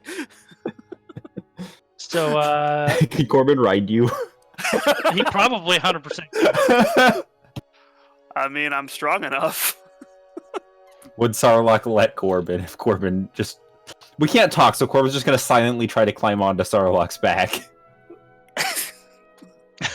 Sarlacc is gonna just He may not even notice underwater. he's gonna. Well, should I roll a perception or investigation? Well, I mean, we'll say you notice, sure. Yeah, I noticed. He's gonna just kind of pause for a second, and then start moving again. Yes.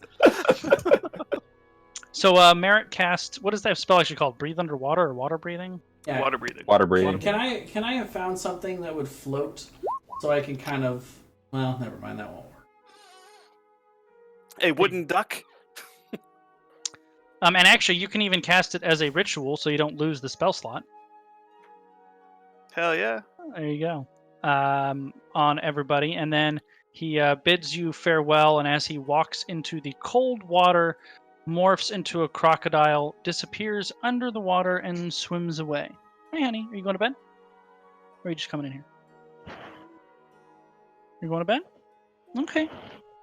Could be good for mom. Good night, baby.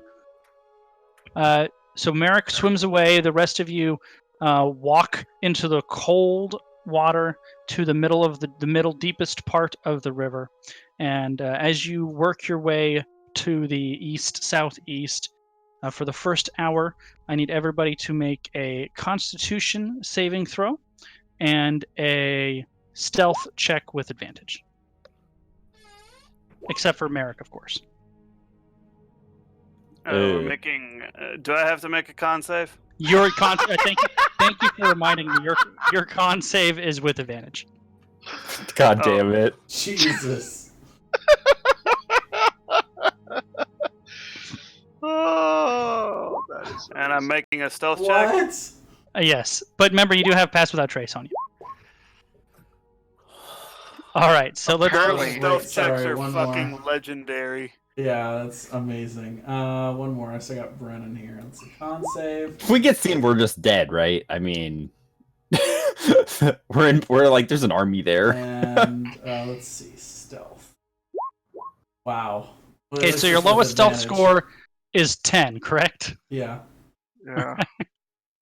Let's start with the con saves from the top. So Corbin has failed, so you take a point of exhaustion from the cold water. Epic. Actually, sorry, because you have technically not announced the results of the stealth check. That is true. I have not announced the results of the stealth check. I have inspiration. I'm gonna use. Okay, there you go. What do I? You roll a d6 and add it to it. Yeah, I- boy. I really wanted you to roll a 1, by the way. I like really I was wanted gonna be so mad if I did. Crench also fails the Constitution save, so you are now at a point of exhaustion due to the cold water. Now, how Ditto. do I add that on here? You just kind of make a note of it. I don't think there actually probably is, but it's also probably not worth figuring out. Okay, cool. With advantage, Sarluk passes. Morig, of course, passes. Brennan also suffering now a point of exhaustion. But nobody seems to notice you in the water. Are you going to try to renew Pass Without a Trace, Corbin? Yeah, I will. So make a stealth check as you surface. We'll say you do it before the spell expires, so you still have the +10. Yeah, Nice. go. So you kind of swim to the top, like pop your little head out and your little hands out, and you're like, and then go back. I'm sorry, what was that sound again? It was the same sound that Shakira made at the halftime show. Yeah, probably. And now for hour 2, I need everybody to make a Constitution saving throw and a stealth check with Everyone, advantage. or just those people? Well, that- not everybody who's here. You're gone. Okay.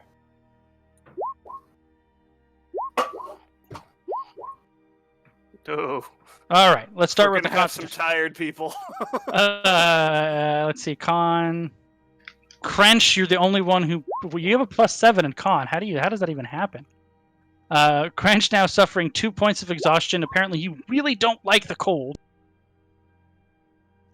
Everyone else passed. Now, 2 points of exhaustion is actually half your movement speed. Shit! You're That's- right, fuck. But for Crench, that's still 25, Which is is as what much you as guys our are- slowest person anyway. Normal, so you're fine. I'm going 12 and a half feet now. That's what I was So- planning this at. Yeah, so you guys are fine. So yeah, Um, I can still go 12 and a half. So before he was just slowing down, now he's not, basically. And Pretty let's great. look at. And nobody seems to notice you in the water for hour 3. I need a Constitution saving throw and a stealth check from Are everyone. we gonna do the Pass Without a Trace again? Oh yes, before you do the stealths, keep those con saves. Corbin, make a stealth check. 33. Perfect. All right. So you cast it successfully. Carry on. I do stealth good, guys. That's true. Yeah, baby.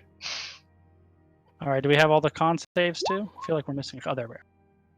Oh, thank God you made the third one. Yeah. Good Same. plan. I'm at 2 fails right now, I think. So let's see. Sarluk made it no problem. Corbin, you rolled a 23 on your con save. You're fine. The last one, though. Well, didn't you roll it up here, or was that the one before? Oh, that was the one before. Yeah, the one before was. Okay. He made Wait. a 12. He rolled a 12. You said the DC was. The DC is 12. Oh, so never you mind. made I'm it. fine. I No? thought you said everyone who got a 12. Never mind. Oh, Sorry. no. I'm So fine I then. think everybody passed the con saves, right? Yeah. I failed one. Yeah, so, well, I mean that round. So Corbin has 1 fail, Brennan has 1 fail, Crench has 2 fails for the 3 hours. Yeah. Cool. All right. So we're going to shift to Merrick. You jump in the water, you crocodile your way, and you swim as fast as your tail will power you, which is pretty fast. Yep. Make a perception check, please. Fine, perception, not persuasion. Noosh. You're swimming so fast you almost pass the bridge, and then you see kind of the remnants in the water, and you're like, "Ah, crap, we're here! I got here faster than I thought." So you kind of peel off to the side, and now you crawl up, so you're just barely in the water, sitting at the beach, staring up at this massive gate. And you can kind of see, some soldiers at the top of it moving around, but it's pretty dark down this low. The really only lights are occasionally at the top, but you would think they want to keep the lights snuffed too. They don't want to make themselves targets.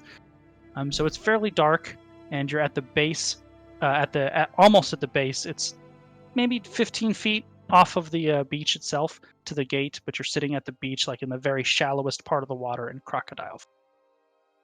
So I'm gonna go ahead and crocodile my way up the embankment, All right. and I'm gonna be quiet about doing it. Not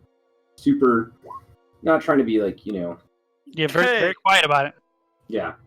So don't want to be detected. And when I get to the gate, are there openings in it like we thought? Yeah, I mean it's a very well constructed, very strong gate. It looks like a very thick wood reinforced with iron bands, and it has a portcullis in front of it. But for an insect, you could find a way, probably just underneath it, easily enough. Okay, so an insect could get through, but a regular sized Merrick could not. Oh no, definitely not. Okay.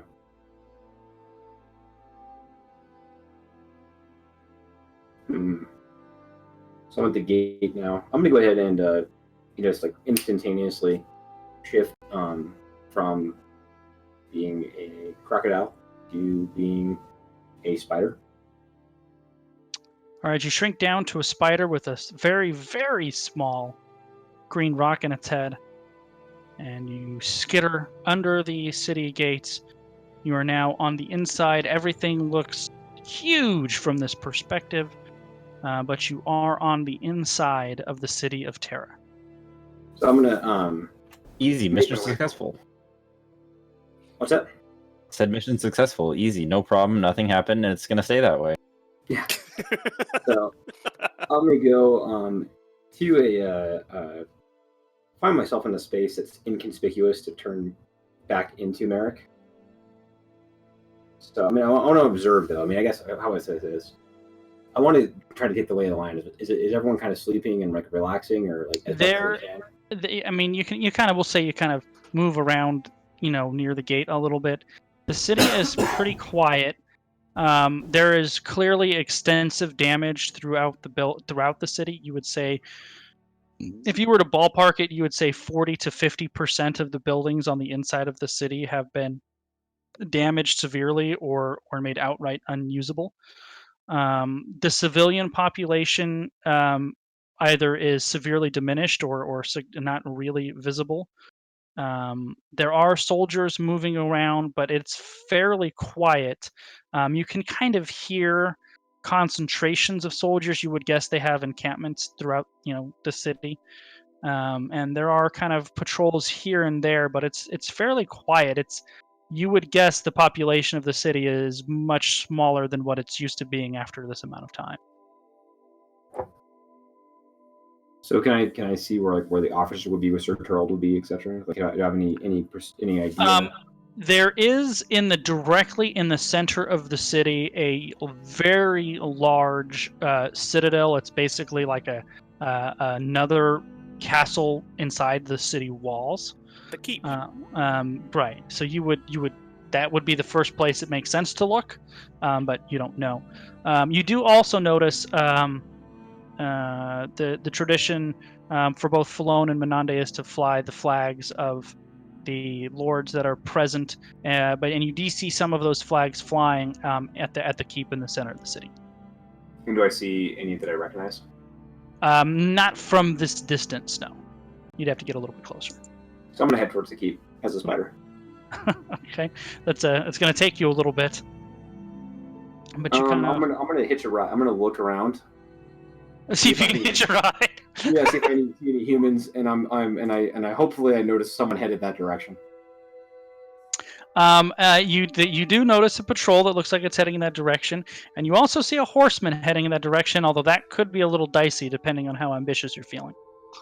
I'm feeling that I'm gonna like keeping it safe. Okay, so hitching a ride on the human is no problem. You kind of grab onto his boot, and he gets you about halfway there before he kind of turns off to another road. But at this distance, you do recognize the flags of both Lord Hughes and Sir Torald, as well. Actually, you wouldn't know that. So just those two are the ones that you recognize. All right. So I'm gonna go ahead and is there any place that kind of looking around that I could change into Merrick safely? Yeah, definitely. I mean, you Okay. could go into any one of the alleyways of room. Plenty of places to do it. So I'm gonna go and do that, change into Merrick, and head towards the keep as Merrick.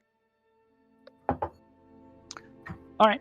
So no problem. You shape back into your regular self, burning your last wild shape for the day, and you walk toward the keep. And it's very quiet. Other than the kind of din of the kind of ambient noise of the general military engagement, the camps, the occasional scream in the night as they snipe back and forth. It's fairly quiet. Just like coming down, you notice there are no animals to be seen. No dogs, no cats, no rats, no nothing other than the horses that are being used for military purposes. These sons of bitches are starving. I The have random tiny beast, the spider. I have a mental image of it being like chirp, chirp, chirp. Ah! Chirp, Get him! But you do make it up to the gates of the keep, where a couple of guards challenge you.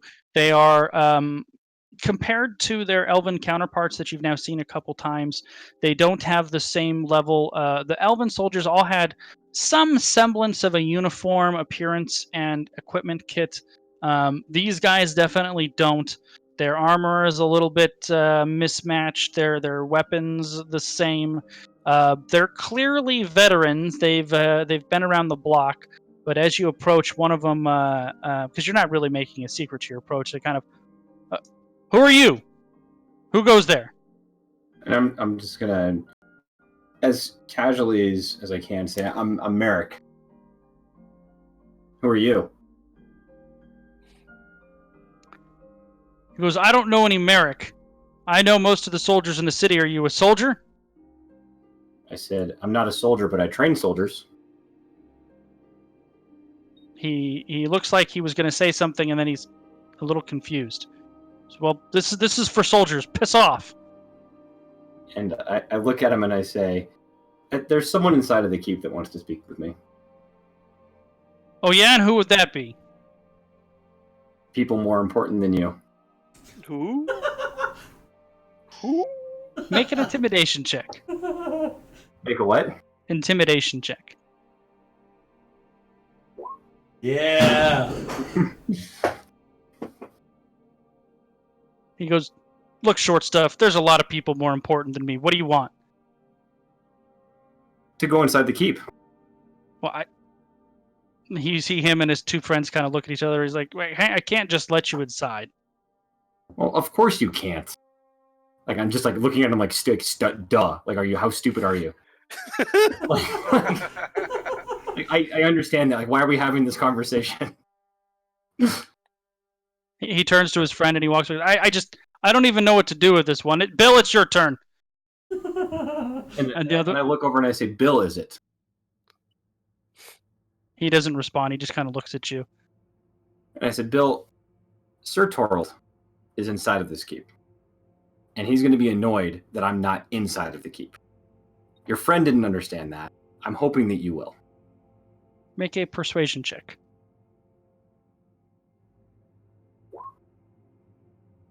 Ooh. He kind of looks at you. He pulls out, looks like some kind of a rotting piece of fruit out of his little pouch in his side, and he takes a bite.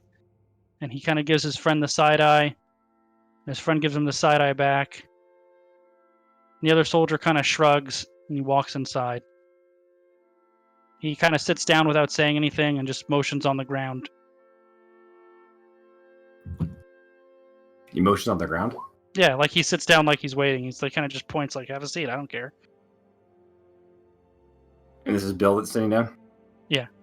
And his other buddy, they kind of exchanged a shrug, and then the third soldier, the one that you really haven't interacted with, turned and walked inside the keep. All right, and so I'm observing this, and am I having do I feel like I'm having a positive effect or a negative effect in this situation? Neither, although you do get the vibe that whoever the guy is went to find out if you're anybody. So I sit down with him and I pull out a ration that I brought with me, and I would assume that I have a nice biscuit. Sure. And I start to nibble on it, and I'm just like completely nonchalant about eating fruit with this guy. And I look over at Bill and I say, "Some siege, huh?" He kind of gives you this look like, are you kidding? Like, and I just smile at him and keep eating my little biscuit. And I'm like, "Do you want some biscuit? It looks like that fruit's rotting." he kind of, yeah. Yeah, I do. And I look at him and I'm like, "You can have some, but not the other guy." He says, all right, that's good with me. And he very kind of quickly runs over and holds his hand out. Yep, I give him a biscuit, and I said, "So how are things here, Bill?" It's like a holiday. Every day is a treat. And I look at him, I'm like, "Now, Bill, don't be sarcastic." He goes, you must know the other short guys. You're just as annoying as they are. And he starts nibbling his biscuit. And I say, "Other short guys?" He says, yeah, there's a group of them that kind of come in and go. Wait.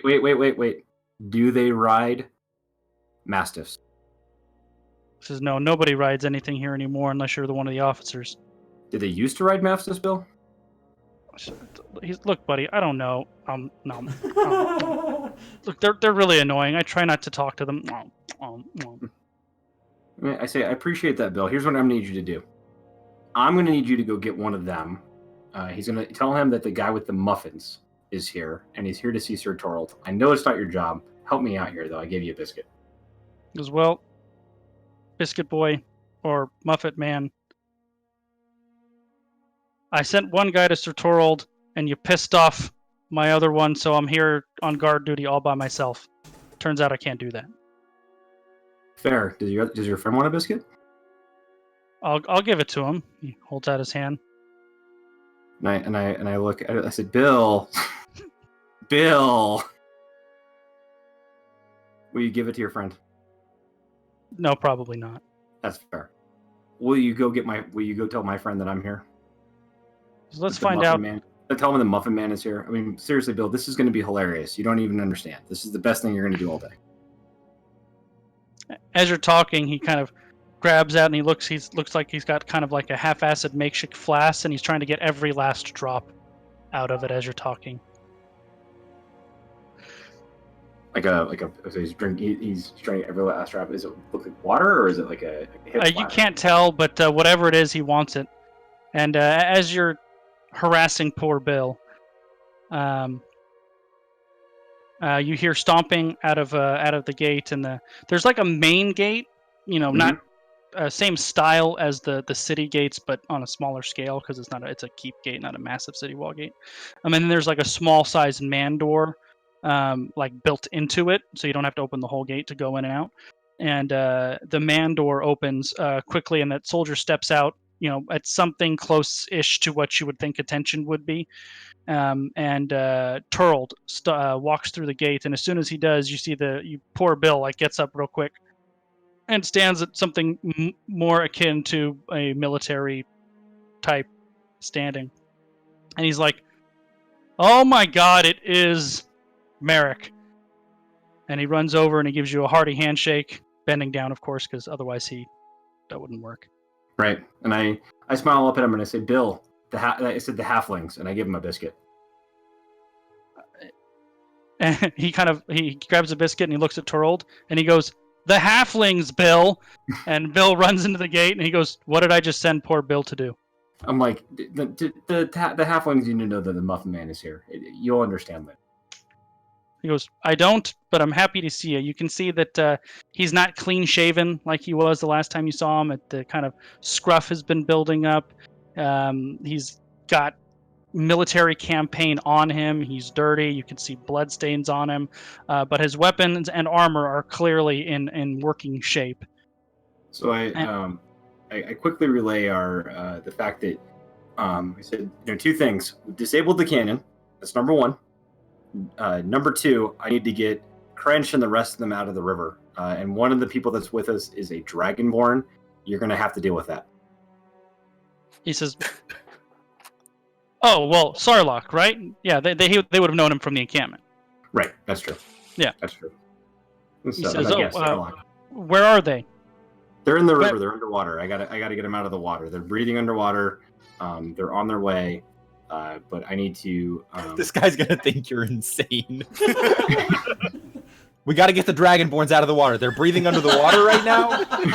We gotta get them out. They need to know the Muffin Man's here. Merrick is frantically scratching himself. Yeah. and I just look at Sir Torald and I'm like, I'll explain the rest later. Just deal with the fact that that's true. Crench is walking under the water. He's thinking about all these times he sent in Merrick to talk to people and try to reason with them and the craziness that happens. He's like, "God, I hope there's someone to help us at the gate." He says, "Let's go get him." And he walks with you back through that man door, shuts it behind you. And inside there's like a courtyard. Like it would look like it would look almost like a market square. There's like a stables off to the side. The only thing is it's indoors, like it's entirely enclosed as opposed to outside. It's kind of like the main hall of the keep, this kind of wide open area that branches off into the other parts of it.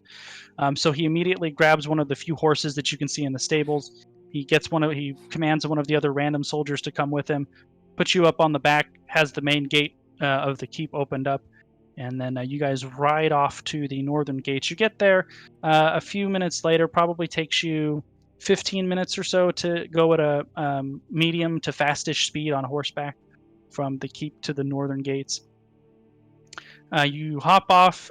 He takes you to the top of the gate, and you guys are standing on this city wall, probably 30 feet up in the air, and looking down at the dark river and the rubble of the bridge. He's like, "Okay, now what?" And I'm gonna look down the river. And can I see any kind of indication at all that they're coming? Probably not. No, not with the 10. Not with the 10, for sure not. But time-wise, you're a little bit ahead of schedule. You would guesstimate it's probably 30 minutes-ish before they're going to be here. So with that, I kind of turn to Sir Torald and say, "I'm working faster than normal." And I said, "So they're going to be here soon, and plus with that horse ride, we got here a little faster than I expected." He says, "All right, so what do you need me to do?" Well, I needed you to make sure that when I pulled a half orc and a dragonborn and a dwarf and a halfling out of the water, that they didn't get shot at. So I think that's a reasonable request, Merrick. So, yeah, and I just kind of smile at him, and I'm like, "How are things here?" You can see he kind of looks around to see if there's any kind of guards around.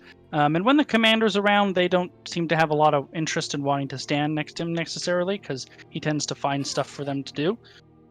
So it's just the two of you for a fair bit on the city walls. And as you're standing on top of the city walls, it's not as heavily guarded as you think it would be, frankly. And he goes, not great. Not great. What's wrong? Well, we're losing, Merrick.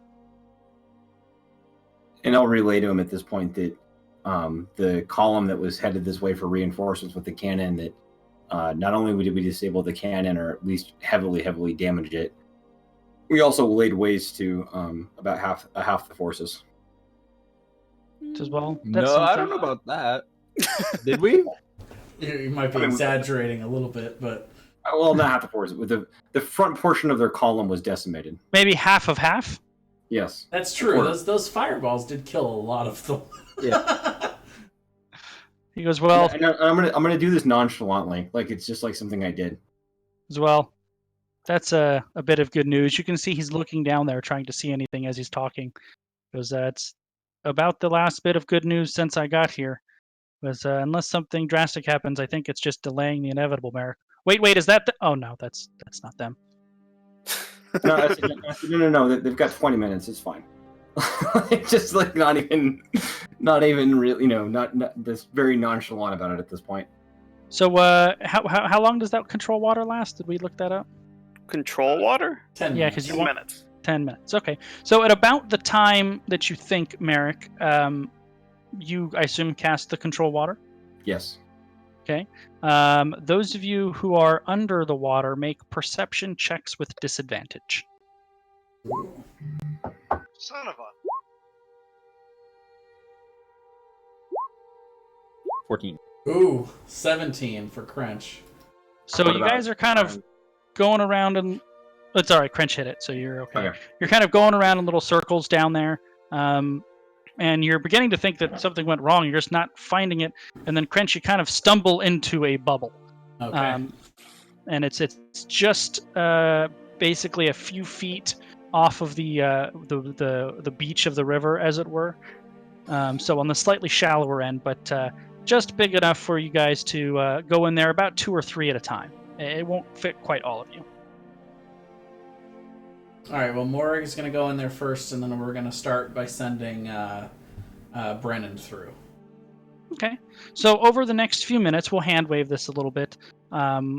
He casts gaseous form on the on whoever, and you kind of mist through the gates, and then he cancels the spell and lather, rinse, repeat 5 times. So Five 5 times. So the last one through would probably be Morrig himself. And so Morrig, as you return from gaseous form to regular form, you see your companion shivering and cold, except for Merrick, who's eating a biscuit with a much more grizzled Sir Torald and some random soldier who looks really out of place and like he has no interest in being with this party.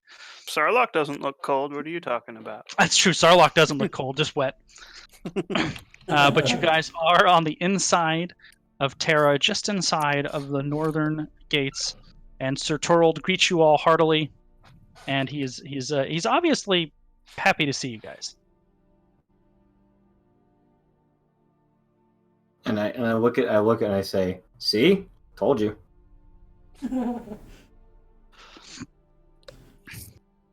It's quite a siege to get through.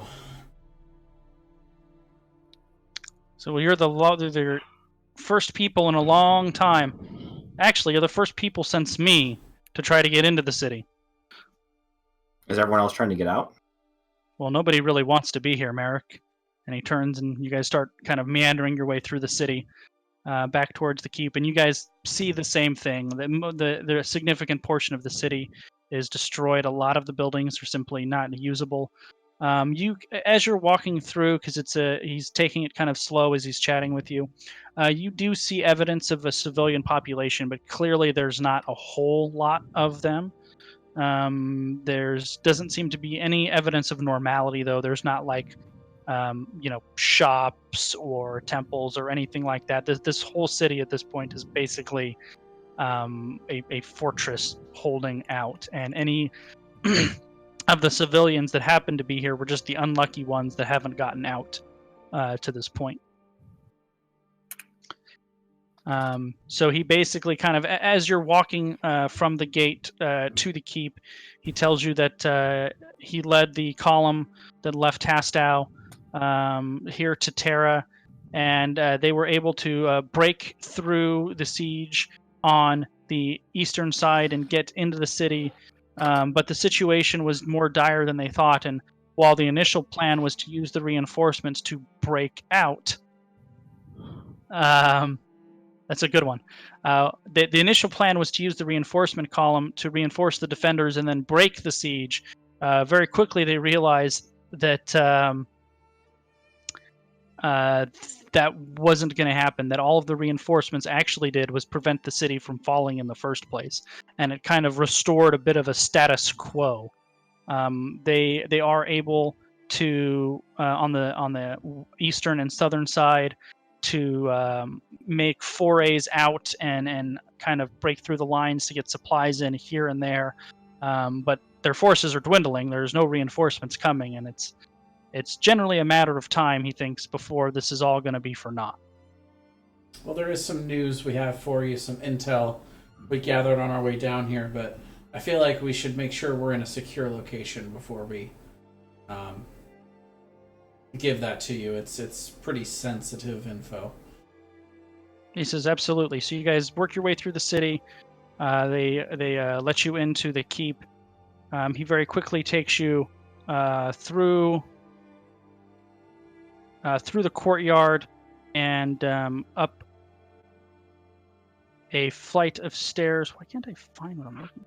Oh, there it is. Jeez. Up a flight of stairs and into like a large what it looks like. At one point it was like a luxurious a quarters of some kind, probably before the war, but now it's been converted into like a war room basically. And as you go in, as he opens the doors to the room, which has guards on the outside, you do see Lord Hughes in there, and he's in a discussion with a man that none of you have seen before. Actually, two men that none of you have seen before. One of whom is clearly a wizard of some sort. He wears blue. He wears blue robes with like a gold tint. And the other, as soon as I can find him.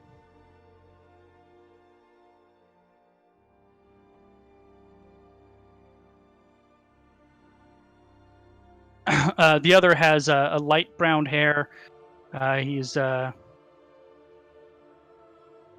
a beard and goatee, and he's got a very high-grade plate mail with a sword strapped to his hip. And you do recognize him, actually, but not from having seen him in the flesh before, but having seen his painting at Castle Loire, and you're introduced to Prince Raoul. Is the gentleman that the wizard and Lord Hughes are talking to. Greetings, sir. It's an honor. He shakes your hand. He goes, "This Hughes and Turld here have told me of you and the mighty bear." And he kind of side glances to Merrick. I give him a smile and just kind of a nod. It was, I received word from Morningfell that you might be coming, but I'll be honest, I didn't really expect to see you. Well, we almost didn't make it, but we managed to escape by the skin of our teeth. We made an assault on the army heading this way. We were able to collapse a bridge under the cannon. So.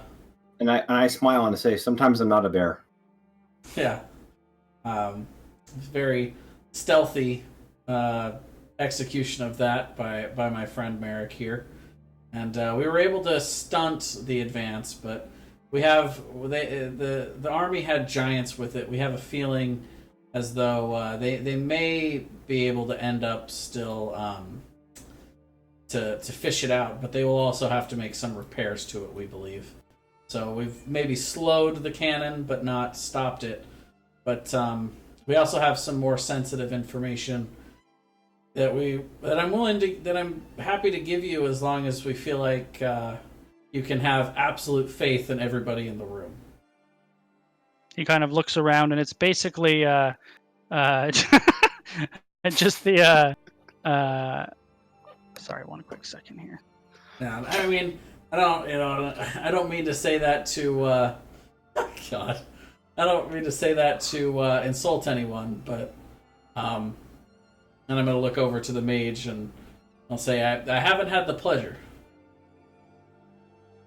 He says, I am Haria, one of the royal wizards of Menande. Aw. Okay. Oh, here. What There the? you go. Classic. He Raoul looks around and he clears the room with the exception of your group and Hughes and Turld and Haria the wizard. Now I forget. Did she tell us the name of the person?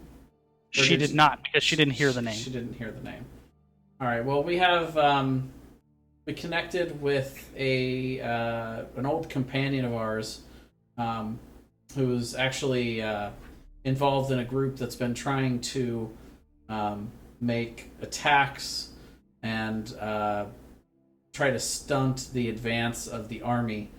Someone we definitely trust. She had said she had overheard a conversation of the Elven leadership, saying that they had assembled a plot to have somebody here on the inside who was planning on allowing them to enter in the East Gate.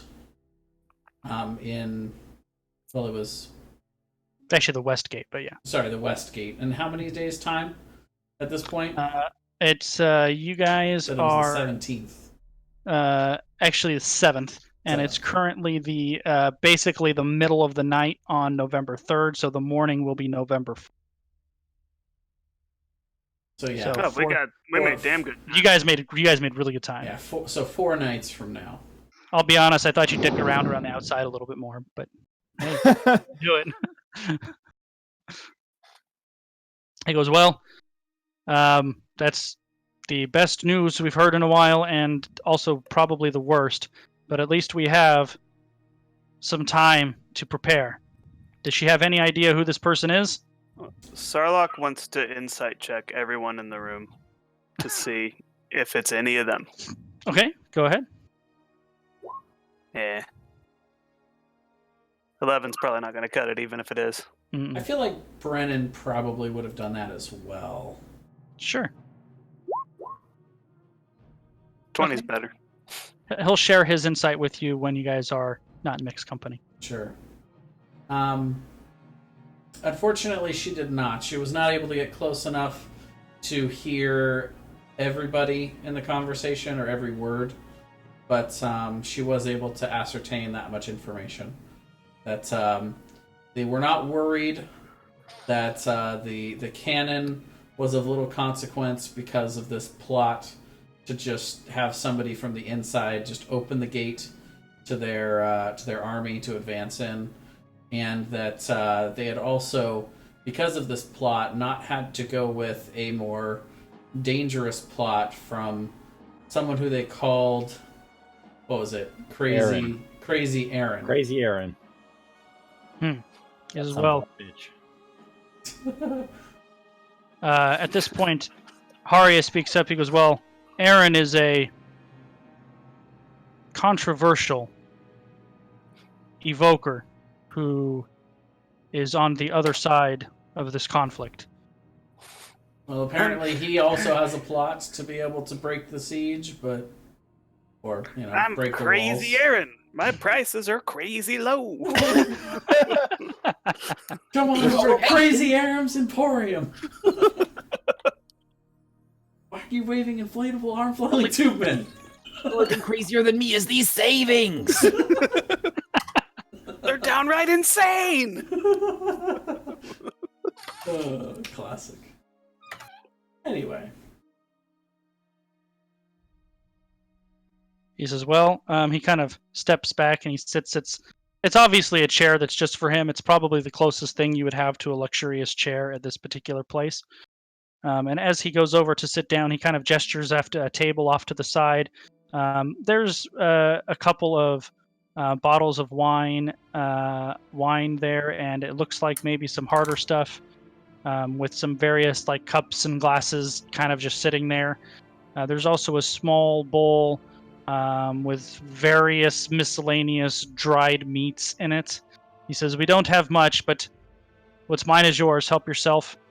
You all look cold and wet. You're welcome to stay here, of course, if you'd like." I'm not surprised that somebody may betray us. It's getting desperate, and desperate men, well, they make bad choices. I suppose it could be a desperate woman too. Well, we are certainly here to help in any way we can, and if there's anything we can do to help, not only with this issue, but possibly leading raids on the siege or anything else, any other way you feel like we could be of service, don't be afraid to ask. As you're saying that, the doors open, and in March, 4 halflings that you recognize. Although they're not quite what you looked like before. They don't have any mastiffs. They're a little more worse for wear, a little more grizzled, a little more scraggly, a little bit thinner. But there is Merritt and Wilner, the ones you're more familiar with, and Taryn and Tanad, the 2 that you haven't interacted with much. But there's only 4, there's not 7. And they enter the room as you're talking about leading raids. And Merritt pipes up, he says, "Crench, are you trying to take my job?" No, my friend, only augment it. I give him a hearty handshake. Raoul kind of chuckles. He says, "Well, we can certainly use the help. But my first thought is there's lots of brave men and women that have kept this city from falling thus far, and I would hate to see the work of a traitor undo it. I want to capture him, and I want to capture him alive, and I want to execute him." Capture. Well, the killing comes after, but the information that they have could be very useful. Not Texas, just that, Texas. I want to display him for those who would think to betray all the hard work of these soldiers. Now I'm on board.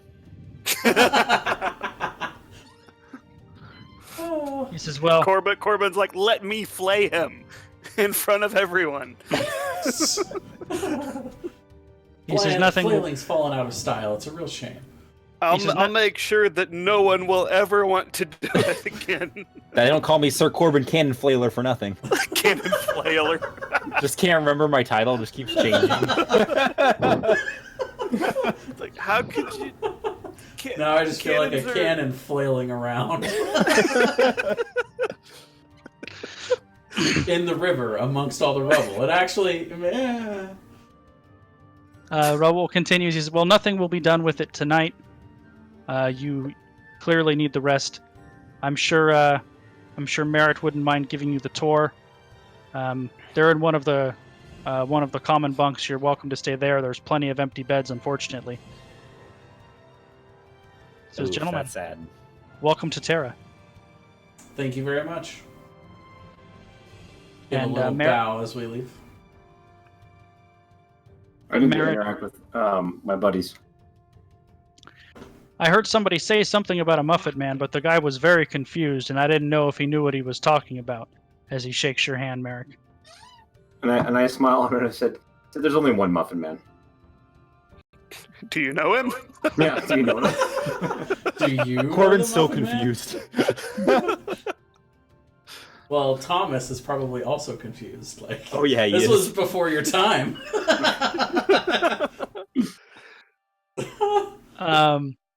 So I think from the time in Hastow, both Sarlacc and Corbin would have interacted with these guys, so you guys would know who they are. We met them once, I remember. Correct. but Oh yeah, on the road. You guys met them on the road. I didn't really interact with them very much. I was just kind of there, and everyone was like, "Oh, good to see you," and I'm like, "I'm here." I gotta interrupt with baseball news. Brian, the Dodgers just traded Bellinger. To who? The Angels.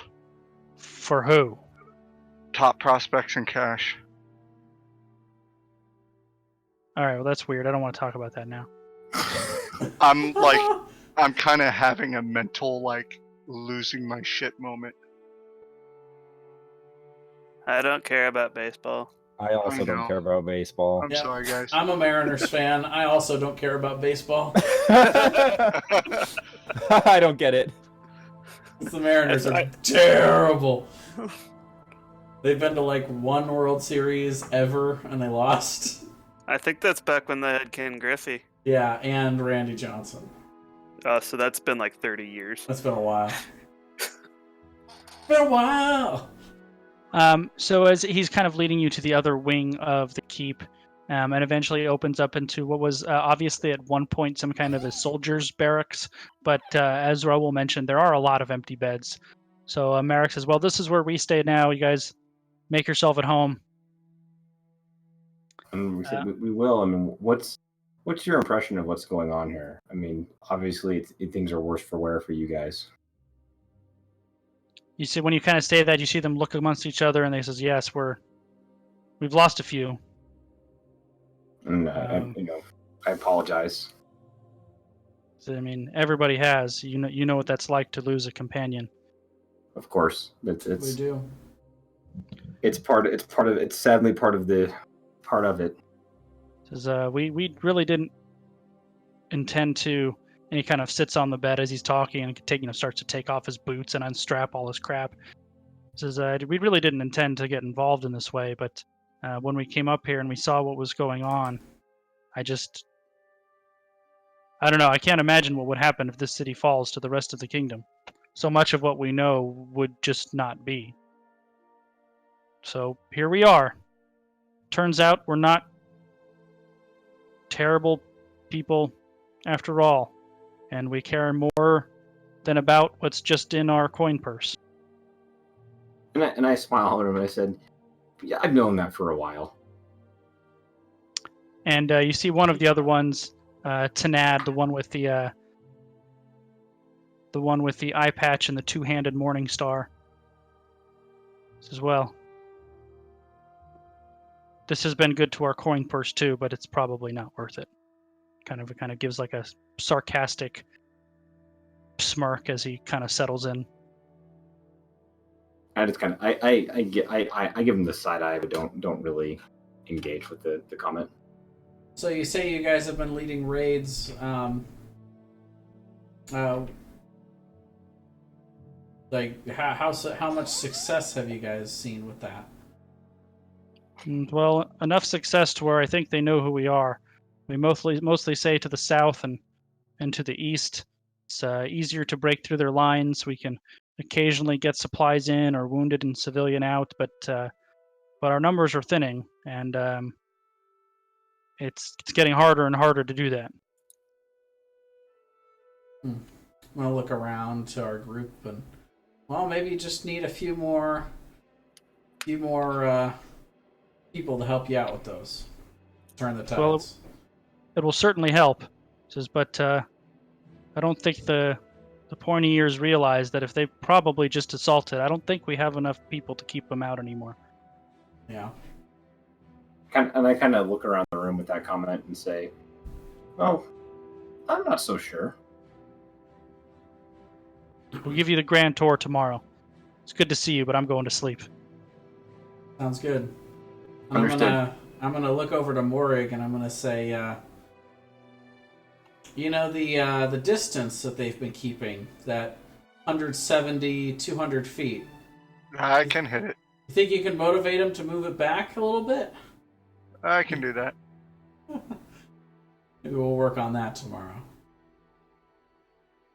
So you guys are able to complete a long rest should you choose, and those of you who have points of exhaustion may lose one. I think that leaves Crench with still one left. Yep. What's amazing about that last roll is obviously from the first one, would have had 1 point of exhaustion, so I would have had disadvantage on the saving throw. But like my lowest was like a 17. Right. So But I made so it could have been 3, but So the next morning, Raoul has you guys for breakfast, which is pretty paltry, but it's at least sustainable. You guys have a feeling you'll be working through what you have left of your field rations pretty quick. And he says basically what he plans to do is send a party that obviously will be you guys, and he wants to wait near the western gate until the traitor makes his move and catch him in the act. He says, I can't think of any other way to find out who it is.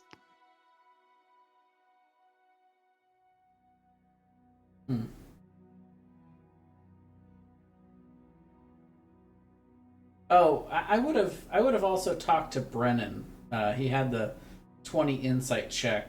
Oh, yeah, he didn't catch anything fishy. He just said it's pretty clear that basically all the people in that room kind of hang on his every word, being Raoul. He's a pretty legendary figure at this point.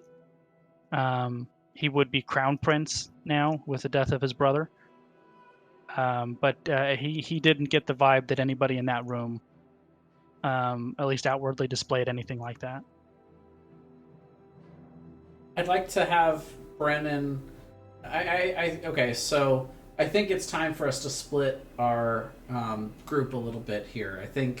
I don't think we need all of us stationed at the gate. I think just a handful of us will do. We've got 3 days until this actually happens. So first of all, I think Morig should have some fun with some fireballs on the wall. Push him back a little bit. I don't think we need him here, but I think I want to send Brennan to, as a, fellow human out into the, someone who's also kind of sneaky and good at investigating, to see if he can find any intel just by talking to people, interacting, from top to bottom, searching anywhere, that kind of thing. About who the traitor is, you mean? Yeah, and I think I feel like I would stand out quite a lot. I think all of you guys, other than Brennan, would probably stand out a lot. Yeah, that's true. But yeah, I mean, we certainly could. The rest of us could just wait at the gate, kind of keep an eye on it, keep an eye out for anything fishy. Particularly, I think Merrick would be skilled at being able to notice anything. Okay, so he kind of gets basically gets himself looking closer to those other soldiers as he can. Yeah. So he kind of blends in, and he kind of walks around the city, goes on the gates a little bit. He's also getting a feel for that western gate as well. He figures it's probably a good idea to understand how it works. So while he's doing that, what are the rest of you guys doing? Because you do have 1, 2, 3, 4 days, and then the night of the 4th day would be when this happens. So you have some time to kill here a little bit. I'll try to help out with healing people and stuff. Anyone who's injured, I'll drop some healing magic on them, stuff like that. Just helping out in any way that I can with my very unique set of skills. Okay. You guys do run into Lucius while you're there. I was about to ask. Lucien? Yes. Was it with an N, right? Lucien? No, Lucian. Was it Lucius? I forget. We kind of bounced was- back and forth. I think it was Lucian, but we all kept calling him Saying Lucius. Lucius, That I it think just that's- became Lucius. I think that's correct. It was Lucius when we were done with him. I don't know what it was at the start. He has mostly confined himself to helping the civilian populace, what's left of it. Although he is also doing funeral rites for soldiers and anybody else who passes, but most of his attention has been on the civilian side. So you guys do get to catch up a little bit, and he kind of relays to you basically the situation is not great.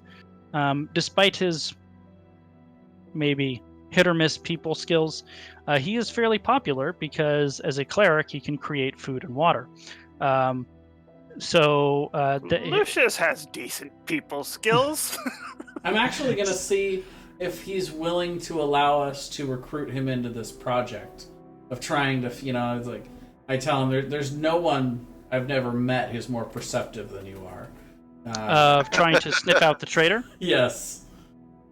I know you don't necessarily want to get involved with the political, the back and forth and the war in general, but I figure probably won't hurt your sensibilities as much to root out a traitor amongst your own number here in the city.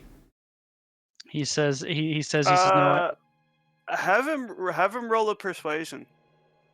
All right. No. Well, that's using Crench's numbers, so yeah, it's a 9. Feels bad.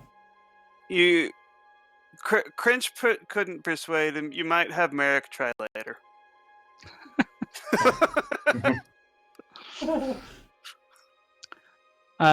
Have Brennan make an investigation check.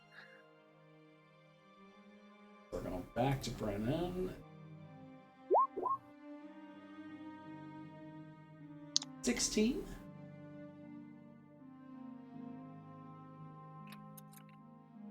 He doesn't come up with any leads. What he comes back with is frankly is that he is surprised there would be, because of the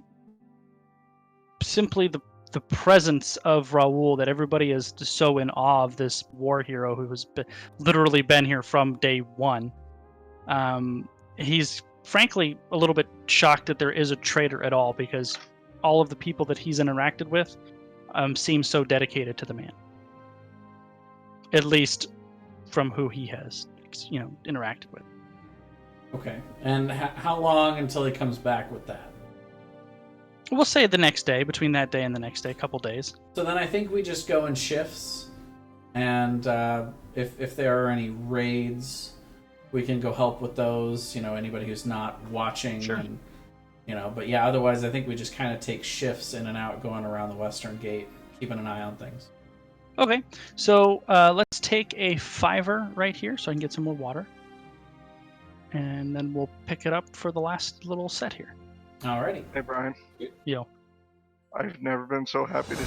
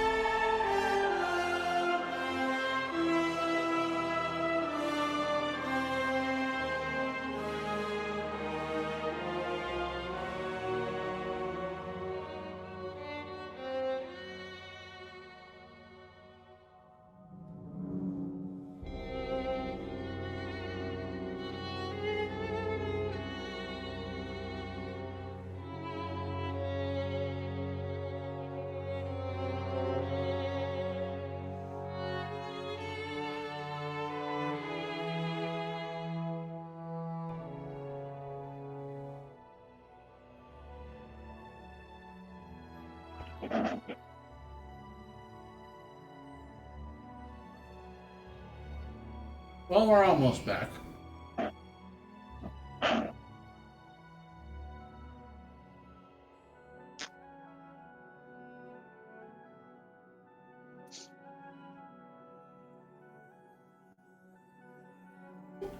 So can we see the siege from the south side from, like, the walls?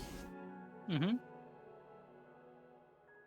Does it look like if we wade into those kind of sieges, we'd be crushed? Or, like, how many people would we have to face if we wanted to attack back? I mean, it's hard to for you guys to get full numbers. It's a large city, but if you were to guesstimate, you would guesstimate that the numbers are about 1.5 to 2 times.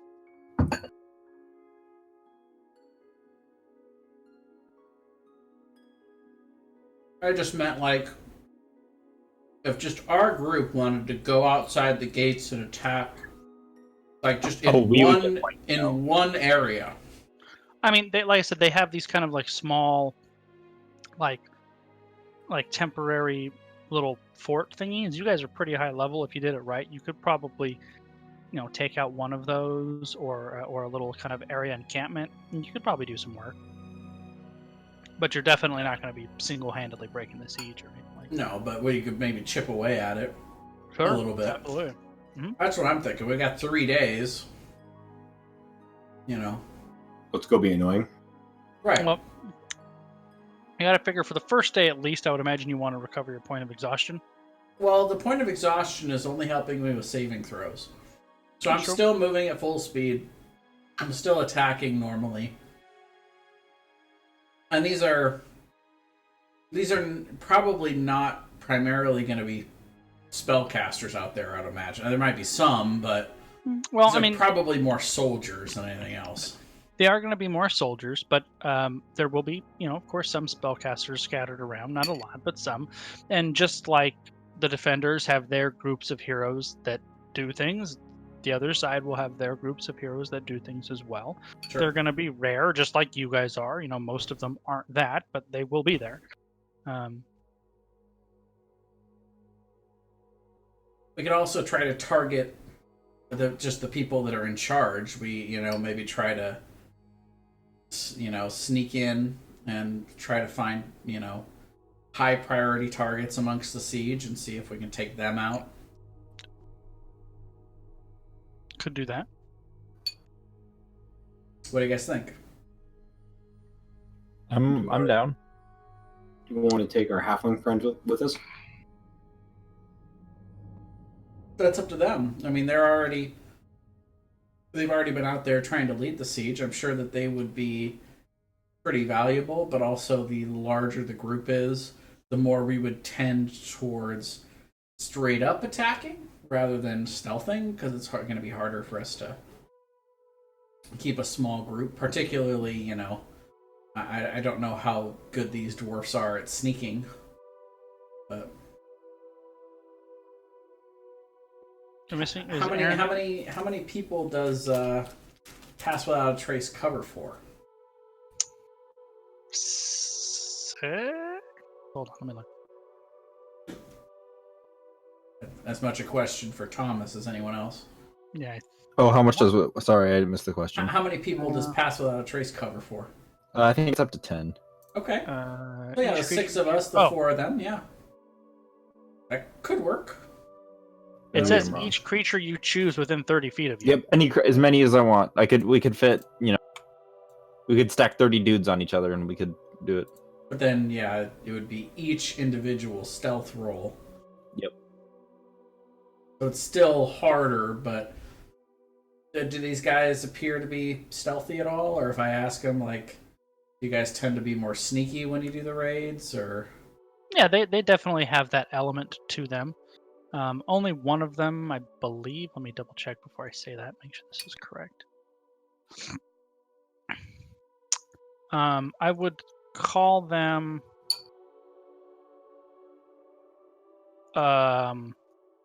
Two of them are plus like 5 in stealth. One of them, or the other 2 are plus 3. So they're okay. Not terrible, but not spectacular. Okay.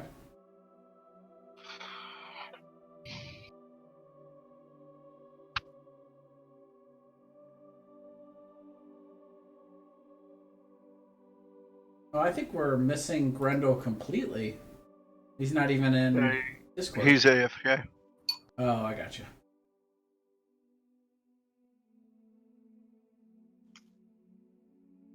Yeah, if you guys want to go be annoying, I'm all right with that. I think that'd be fun Assuming that and useful.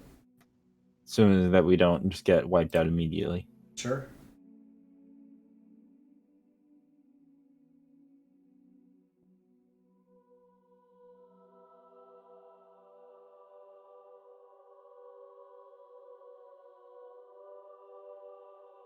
I should probably be a good D&D player and out of game ask, how annoying would that be for you to set up, Goose? Not for you to worry about. Okay.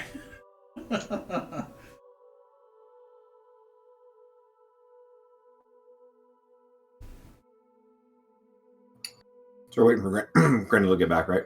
Yep. We are.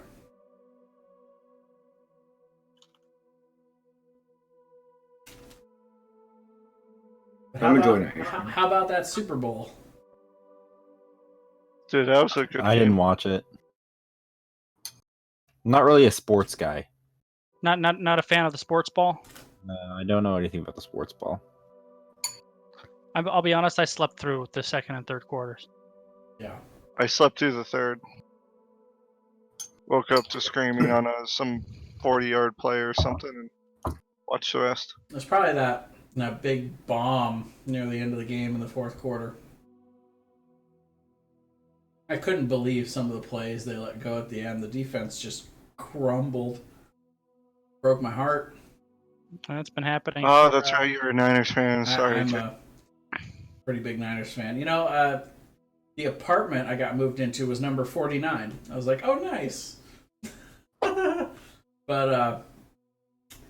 Don't yeah. lie. That's the whole reason why you took the apartment. No, I didn't even know until the day I was moving in. But yeah, it was sad. Mainly because they were playing pretty great. They were up 20-10, and it's like they just took their foot off the gas. Yeah. Sorry about that. No worries. All right, Who is Unforgivable. we're discussing the idea of trying to sneak out and attack some of their siege lines Why? because it'd be fun. Yeah. And because it would be. And I have helpful. fireballs. Well, I mean, I assume you're already using the fireballs, on the first day. Just throw them out there since you've got the long range. If they're within 300 feet, absolutely. So is Morig actually making them back their lineup? Well, he does have I think the extended range on the fireball, Yeah. right? Yeah, he I can does. cast it up to 300 feet. So are they backing away 300 feet? Well, no. I mean, they have their whole fortifications and lines built out that far, so they would just be probably taking cover. They'd just be sucking on fireballs. Right. What would likely happen is, I mean, they can't even counterspell it at that range, so they would just be sucking fireballs, basically. Do you want me to figure out exactly how many fireballs I could cast in a single day? No. Okay.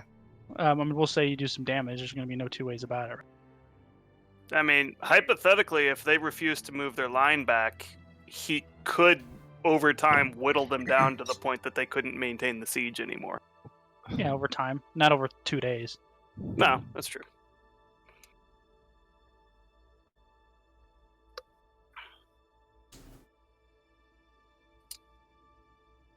So, we're thinking of going and attacking them, but for no particular purpose? Because we don't like them. They're the bad guys. Well, Yeah, that reason. Yeah, what he said! What he said. Wait, I get to cast fireballs, right? Yes, that reason then. what's the eventual goal here? Like, it's to chip away at the siege until they are gone. Die all of them die. Chip away at the siege until all of them die. Until we're flailing them. Unless you guys just want to, go back to Hastow and just peace out. I mean, No. so essentially, we're time's not on our side here, right? We're losing, so we need to come up with a plan to win, or Well, I imagine the way that you would win, theoretically, would be to cut the head off the snake. Right. yeah. So we need to kill the big dude. Well, that's what I the was big saying. We had two options. We could either go attack their siege lines and try and slowly chip away at their infrastructure, or the other thing we had discussed was trying to see if we can pick off any high-value targets. Yeah, if we can figure out, we especially need to kill that guy. If we can like figure out where he's at, we can like create like some kind of big diversion while we sneak back into the river. Try to slit his throat while he's taking a poop or something. I too have seen Norsemen. Like it's because like if we could get our guys to like push out a little bit, if we can learn where he is, then they'll be focused on that, and then we sneak into the river, pop out of the river, go to exactly to where we know he's at, and then pop it a boopy. So basically, we want to give him the Tywin Lannister treatment. Yes. Okay. Crossbow in the Alright. heart while he's on the privy. There you go.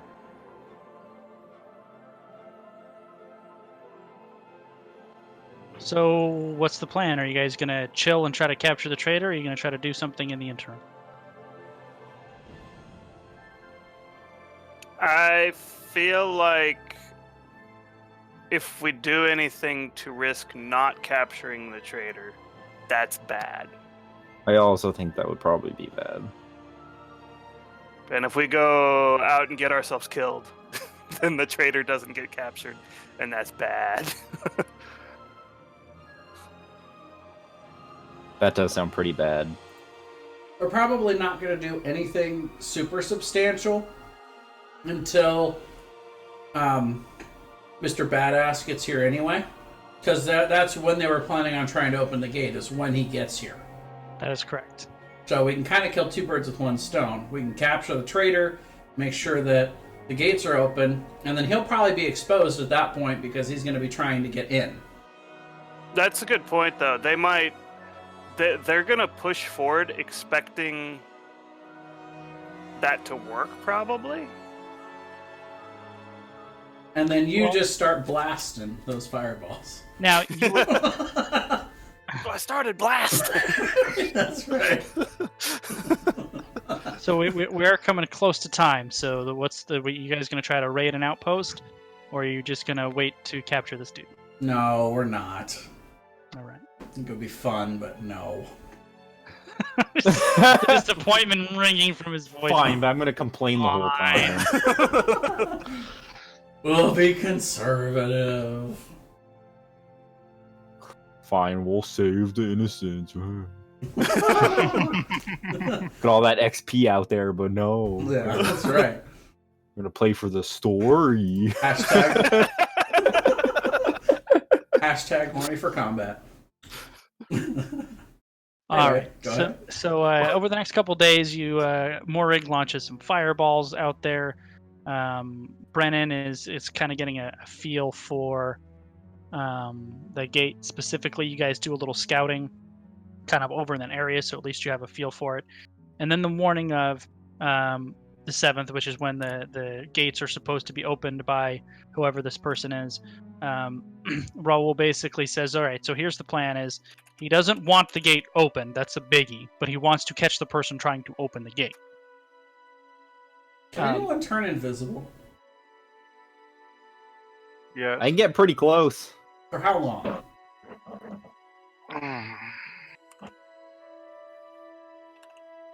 At one time, or if I maximize? That's a good question, because I want you to have fireballs available. Fireball is not a concentration spell.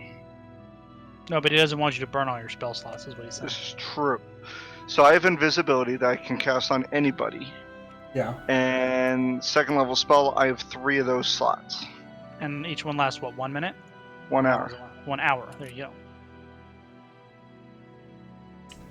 Well, did she say what time of day they were going to do it? You got the impression that it would be at night, and that is confirmed at least in theory, because Raoul tells you they like to attack at night where they have the vision advantage. Okay. But that's a 3rd level spell, so it takes your fireballs away. No. Second Invisibility is 2nd. Fireball is 3rd. Oh, okay. Then yeah, you It could. does limit the amount of fireballs I can cast because I rely on. You can those turn spell some of the slots. points. Right. Yeah. But I can still, without converting those spells, I can still cast, 5 fireballs? So I'd lose 2? Yeah. No, that's not right. 4. 1, 2, 3, 4, 5. Does that include your pearl? Stand by. I can cast. Okay, I can get those if I convert that 30. By the way, can Brennan? No, I I'm can still guessing cast Brennan Death. can get 12 crossbow bolts, right, to refill. easily. Can Sarlacc get full plate? No, Sarlacc cannot get full plate to fit him Oh, come on. in 3 days. You could probably have it start being made, I imagine. They probably don't even have the means. No, it certainly doesn't appear that way. Oh, okay. That's too bad. So yeah, so that's, we could either just have someone. So, how does the gate get opened? So the gate needs to be open in two ways. First, there is a Portcullis? there is the portcullis, which needs to be opened, and that's opened by a winch on the wall. There's like a little inside area, like over the wall, where is it winch? Is that what it's called, right? A winch. So you're gonna need 2 people to do that, and then after the portcullis is Pulley open, either? was that? Too? A pulley as well? Right. Well, there's the thing that operates it is directly above it in like a little guardhouse, basically, on top Yes. of this wall. The winch or Yeah, whatever you want. lever, whatever. Right. So it's 2 people to raise it up. It's much easier to drop it than it is raise it up. And then there is a massive beam on the back of the wall that would need to be lifted up. You would figure at least 2 people to do that, and then the doors could be opened. 2 people or 1 Sarlacc workbench. Right, probably. Like the weight wouldn't be a problem. It would just probably be awkward because it's so large. Are there? So we've been scouting this area Mhm. out. Are there places? Are there places in the area within like 30 feet of these things that someone could reasonably hide and not be seen? Yes, there are buildings around there, in addition to the roads. So there's alleys and stuff that people could hide behind, that you guys could hide in to observe, or that somebody could hide in if they wanted to, let in an attacking army, let's say. Brennan also brings up that he's been around these people a lot. He could probably blend in with the regular guards easily enough. I don't know if you want him separate from you, but that is an option for you guys as well. How well known is Sarlacc? I mean, you've been around for 3 or 4 days, and you're the only 7-foot dragonborn in the thing. So, I'm pretty obvious looking. right, yeah. So I think all of us hide except we keep Brennan on guard duty that night. And actually no, because I'm worried they might try to sabotage by killing the guards. So I don't want him. Well, I mean, you figure unless it is the guards, which is a possibility, they're going to have to kill the guards to do it, Sure. or get rid of them somehow. So I think we just stand by near the gate, and just watch for anyone trying to disengage the bar. who was it that Sarlacc was prisoner buddies with? Was that Torald? No, that was Andre, and Andre. he's back at Hastow because he took a parole to accept his swap. Okay. So, Sarlacc is going to, when he has an opportunity, go to Torald and propose the idea that he doesn't hide very well in any instance. Right. So he's going to propose the idea that he, because he's somewhat of an unknown entity, made an assassination attempt against Torald or the Prince or whoever, and is in a Pilroy near-ish to the gate for a reason for him to be out there. And hey, maybe, just maybe, the traitor will see Sarlacc and go, oh, maybe I can enlist that big guy to help me open this gate faster.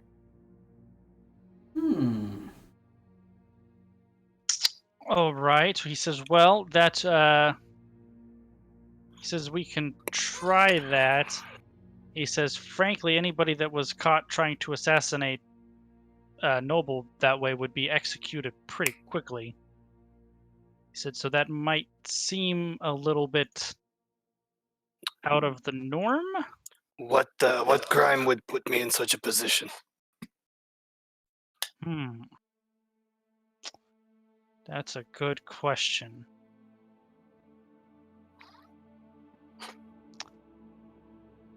Thievery, I suppose. Stealing from the nobility at this point, because we're not particularly keen on executing able soldiers. So maybe some lashes would be appropriate as opposed to execution. Lashes and 2 or 3 days in a Pilroy. Sure, that might work. Where do I go to get my lashes?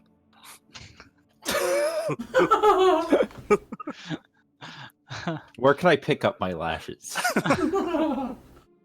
Is there a lashes store? He kind of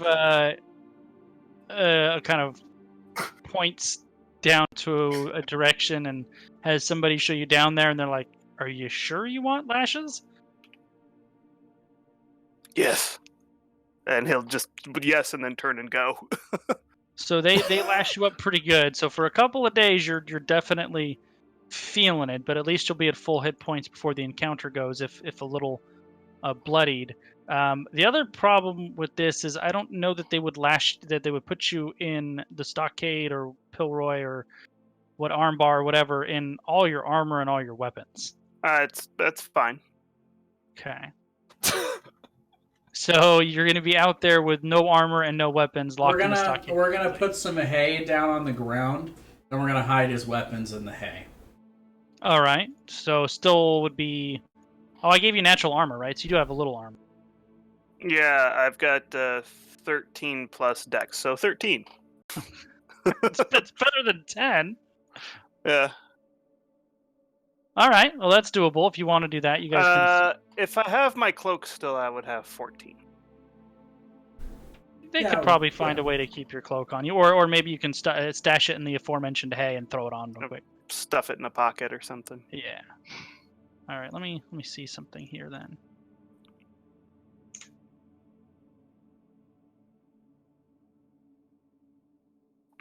Yeah. While Sarlacc gets his lashes, he's just like doesn't make a noise. All right.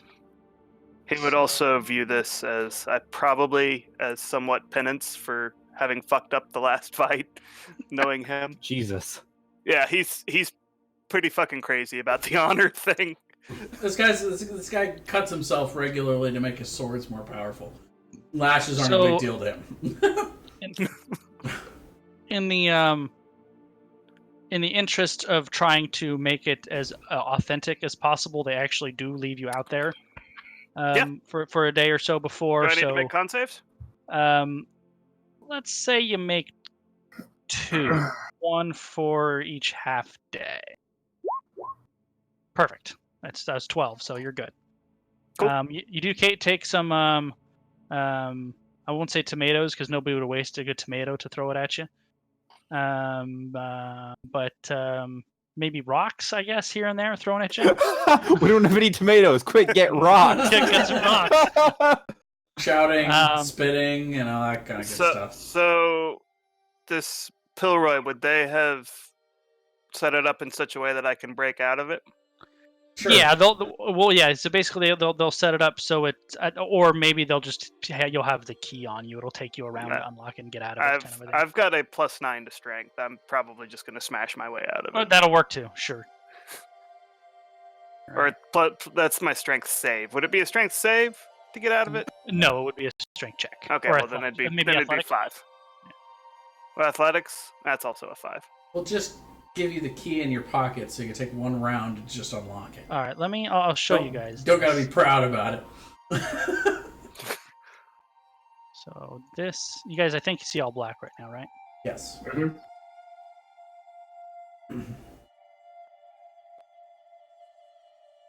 I feel like I'm getting a back massage right now. Oh, because of the music. Yes.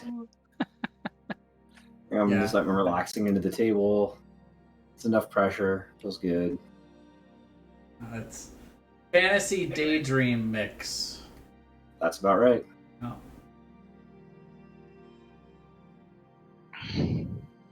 There's Sarlacc and his Pilroy. There's the hay 2 squares down.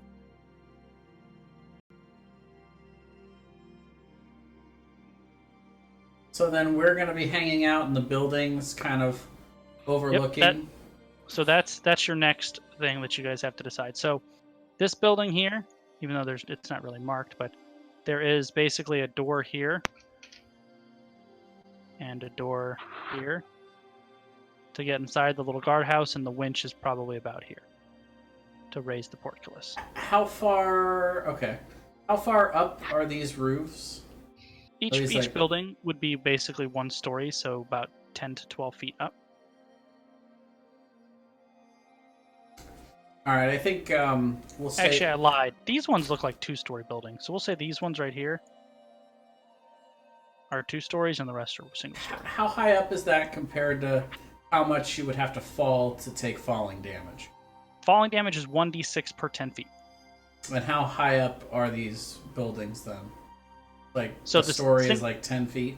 The story is 10 to 12 feet, depending on how you build it. So it's basically 1d6 for our purposes of falling damage. Okay. And then the walls is 30 feet up. But from the roof, we'd be able to basically see most of what's going on in the area. Yeah, you would think, yeah. That might be a good place for us to hide. You know, it wouldn't be too high for us to jump down and run up to the gate to try and stop anyone who was trying to open it. There you guys go. So you can put yourselves where appropriate. And obviously those little grunt guys are the regular soldiers. Yeah. I don't know if we want to tell the regular soldiers what's going on. I don't think you do. No, definitely not. But the regular soldiers would be able to see us on the roofs, so I guess we can't. Did anyone try to convince Lucius again? He is pretty, I think, stuck on staying out of the political realm and sticking within his call. He is following a higher call. Yeah, I think the only one that would have enough sway would be Merrick. But so I think we just stay in pairs in these structures, just keeping an eye out. I assume there are windows like right out of these that we can kind of look through. Yeah, if you want to stay in the building as opposed to on the building, absolutely. Okay. I would be on the roof, just like laying down. Sneaky, all sneaky like. Okay, Sure. well let me know when you guys are where you are. All right, so the 2 of us will be up here in the 2nd floor, keeping an eye out, knowing that we could just pop the windows open and jump down if we need to. So you said you're on the 2nd floor, but inside, not on the roof. Right, and so yeah, but we're still pretty close to the where is the actual gate itself? The physical gate that they have to open is right. It would be right here, but no, that's you can't even see that. Right where? It's because it blends in with the blue roof. Oh, Right here, but underneath. Right. So like this is an overhang. So like this right here is actually only there's only like a third floor basically, so you can go underneath that, right? Okay, so theoretically, I could jump down out of the window and make it to there in one round. Yes, you would have to possibly take some falling damage, but yes. Okay, and he could probably do the same thing because he's got bonus action dash. Right. So this is technically lower than this, right? Yes. Because these towers, so the base wall here would be like 30 feet, and then you figure these towers are going to be a little higher, so probably, 40 feet? And then that would mean this right here, this little guardhouse would still be at the 30 feet level.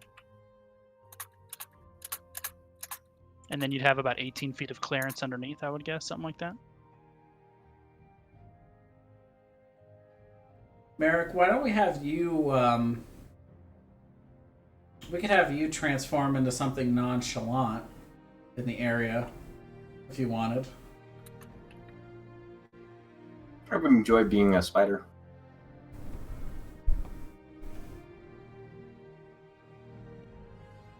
So maybe like at nightfall, since your thing lasts for 3 hours, you could change into a spider and just kind of keep an eye out around the gate. Because they're like they might get to the portcullis and do that half of it, but somebody's gonna have to come actually pull the bar open. Mm-hmm. Right. So there's no reason for us to split up, I don't think, and try to cover both. I think we just cover the gate, and then if it does open, we're right there to defend it and try and get it closed again. Right, now the portcullis will take longer than the gate. Like, the gate is something that could be done fast. Now, is that two different ways to open the gate, or both? No, have to they both need to be done. Yeah. And we would only have to close the gate and put the bar back to close it again, right? Correct, right. But you would want that portcullis down as well, but yes. Right, but only one has to be done immediately to keep them out. Sure. So yeah, I think that's what we do is, we just focus on the gate itself. What do you guys think? All right. Sure. I mean, Sarlacc's not hearing the plan. Well, we could have talked about this days ago, but yeah. All right, so are you a spider then, Merrick? Is that the idea? Yes. So how soon Spider-Man, after sundown Spider-Man. are you doing that? Are you turning into a spider? I'm gonna give it like a little bit of time, not much, but I don't want to do it right away. Right. So let's say, as things start to wind down and there's less and less people around. All right, you can now control the spider token. Sweet. Question. Mm-hmm. Are all the guards pretty much human? Yes. Okay. This is a spider token. That's it. You would probably occasionally run into the, occasional like halfling or gnome. Actually, not Dwarf. even gnome. Occasional halfling, not even dwarf. But it would be mostly human. No half orcs, huh? Actually, probably the occasional half orc, but humans would probably be 90% of it, and halflings another 5 to 8% of it. All right, is everyone in place? I'm good. I believe so. All right. Have everybody make a perception check. Nope. Do I have a character? Nope. Should I be taking a different perception check as a spider? No, because you retain your wisdom score. So, That's right. although you can make it better, but I don't think a spider's going to make it Oh, better. look at that, Brennan! Look at all the Brennan 20s really we rolled. wants to catch this guy. Brennan is offended by the idea, and he's extra motivated because Gudrus got us the info. So, pretty shortly after sundown, maybe an hour to 90 minutes. I mean, you would guess they want to give time for an assault to actually take place, right? So they don't want to wait too long into the night.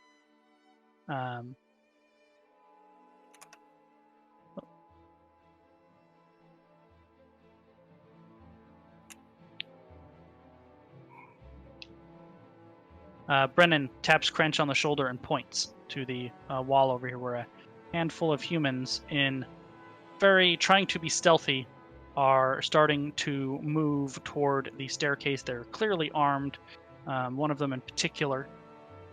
So we're going to go ahead and have everyone roll initiative, and the DC would have been 12, it looks like, to spot them. So if you're lower than 12 on your perception, you're going to take a round to catch up, basically. Yeah. Even me Awesome. sitting up there with Brendan? No, he tapped you. That he would have. Okay. So I got a warning that my turn tracker didn't go, but I got a 14. All right, yeah, that's because I didn't have it up yet. So you can just do it again and adjust it. You can literally click on it and.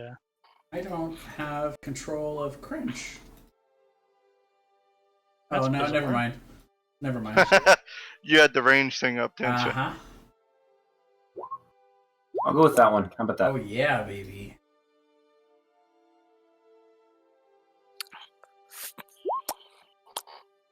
Ooh, And Brennan is with a 20. is this the guys right here? No, those are the regular guards. Yeah, show me Where- the bad guys. I did. You guys can't see them. They're right down These there. guys? Down Yeah. here. Oh, okay. Cool. Crench is ready to go.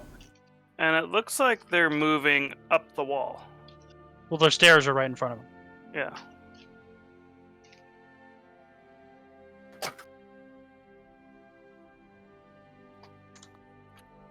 Oh, actually, I lied.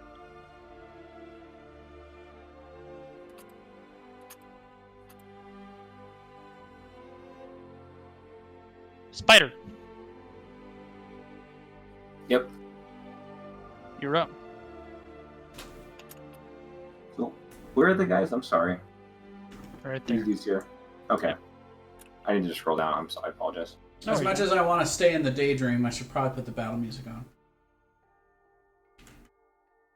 So, I'm gonna go ahead and try to observe from quietly on this this edge here. Mm-hmm. Does that make any sense? Sure. So absolutely. I should have a good line of sight directly at them. Right. So, well, when they go after they go up the stairs, that you will. Yeah, they're kind of down. It's a 30-feet gap there, so you kind of Right. sort of see them, but not great. But when they run up there, yeah, you'll have a great view. All Do right. you have any idea who it is?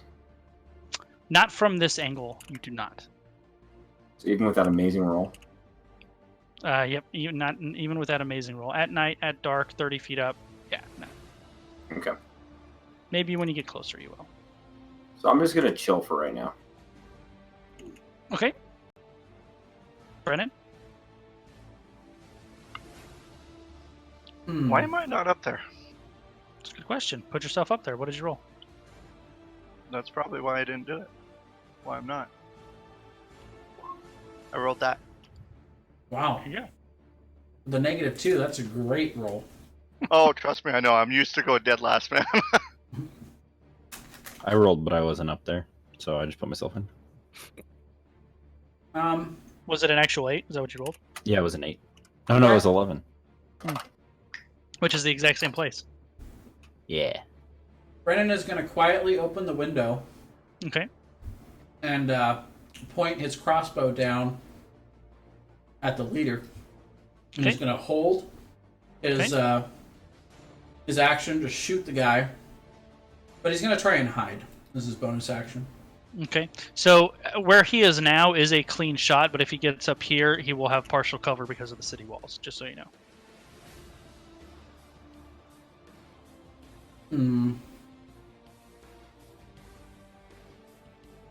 He has to choose someone to shoot for a held action, right? Right, you have to basically say what you're going to do and what the trigger. Okay, he's going to hold his action to shoot someone who is the closest to Crench, but who does not have cover. Okay. Is that fair? Correct, but what's the trigger? So when this happens... After Crench's turn is over. Okay. After he's gone down and moved, and yeah. Oh, I need to grab one more here.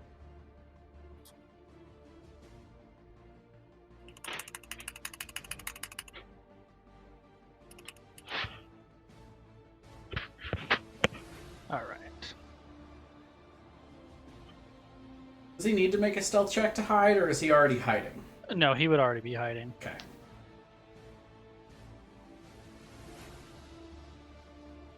So you see this guy run up in very nice armor, Merrick, a full plate sword and shield. He puts off the air of nobility. You would guess he's a noble of some kind. But I don't recognize him. You do not.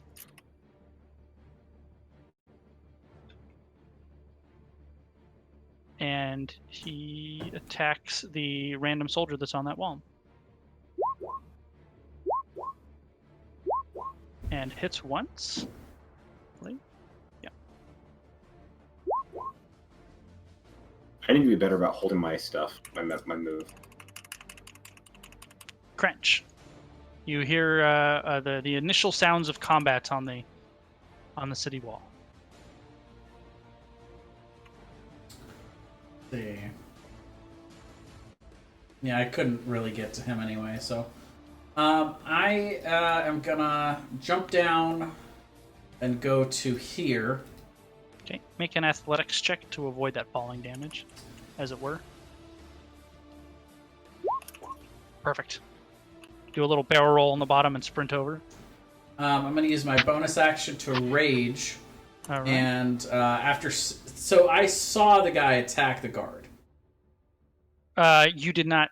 Actually, you would have seen it from there. Yeah. Yeah, because it's right. You saw it, and you heard. Like you saw a guy run up there, and you heard fighting. So even if you did see it, which you probably did anyway, it's pretty obvious.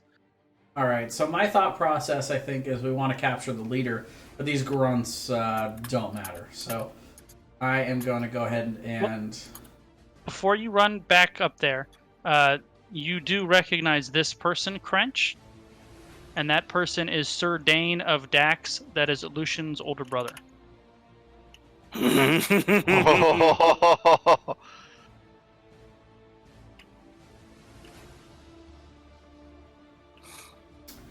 I am going to rage as a bonus action. All right. And I am going to, seeing him, I am going to tell them to halt, and I'm going to hold my action to attack one of the, not this guy, but one of the other ones, if they attack me. If anyone attacks me, I'm going to attack the closest one that's not this guy. All right. So this guy is Lucius's brother, or No, this guy? This guy, the one right next to Crench that looks different. Okay. So yeah, anyone attacks me, they'll get attacked. Meanwhile, Brennan is gonna shoot this guy. The brother or the lackey? I said the closest one that he had a clear shot on. That would be this one. Okay, that's true. Okay, so the lackey. He's gonna get a light crossbow shot attempt. Yeah.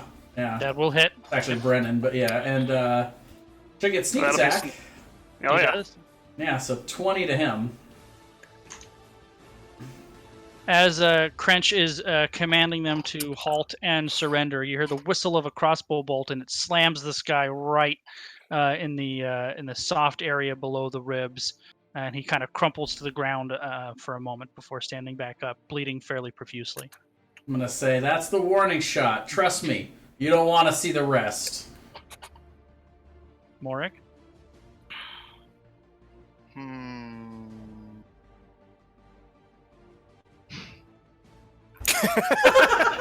Here comes the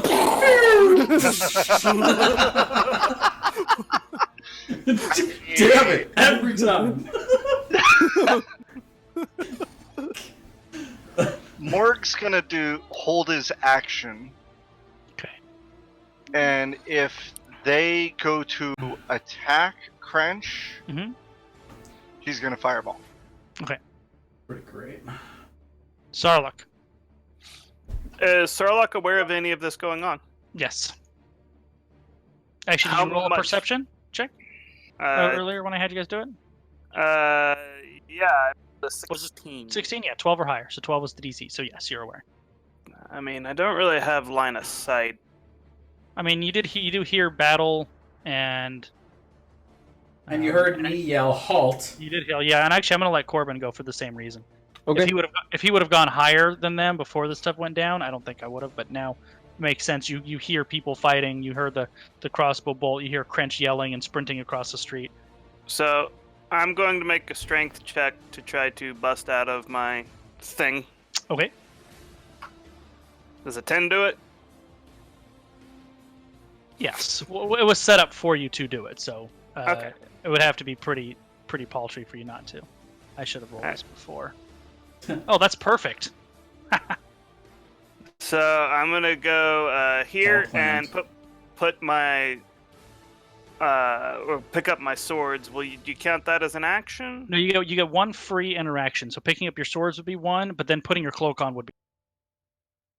Because your Okay. cloak was in there too. So I'll pick my swords up and put my cloak on. So I've got like kind of just Right, and then you still have your Just 20 feet of movement. Right? normal clothes. Let me see something. You and your Quick. normie clothes. Would you consider the light dim? Yes. If not, Then I get dark. an extra 10 feet of movement. Oh. So let's see. That's gonna be Ba. Did you? Oh, by the way, I'm just curious. Did you switch Starlock already, or did you still have him on the original Bloodhound? I still got him on the original. Oh. I didn't bother. I don't think I'm gonna bother. There's like 2 sessions left. Yeah, I kind of figured that would be the way to go too. And there. And then I'm going to move another 40 to there. Now, well, you can't dash because you had to use an action to get your stuff. So just your regular movement. Oh, you're right. Yeah.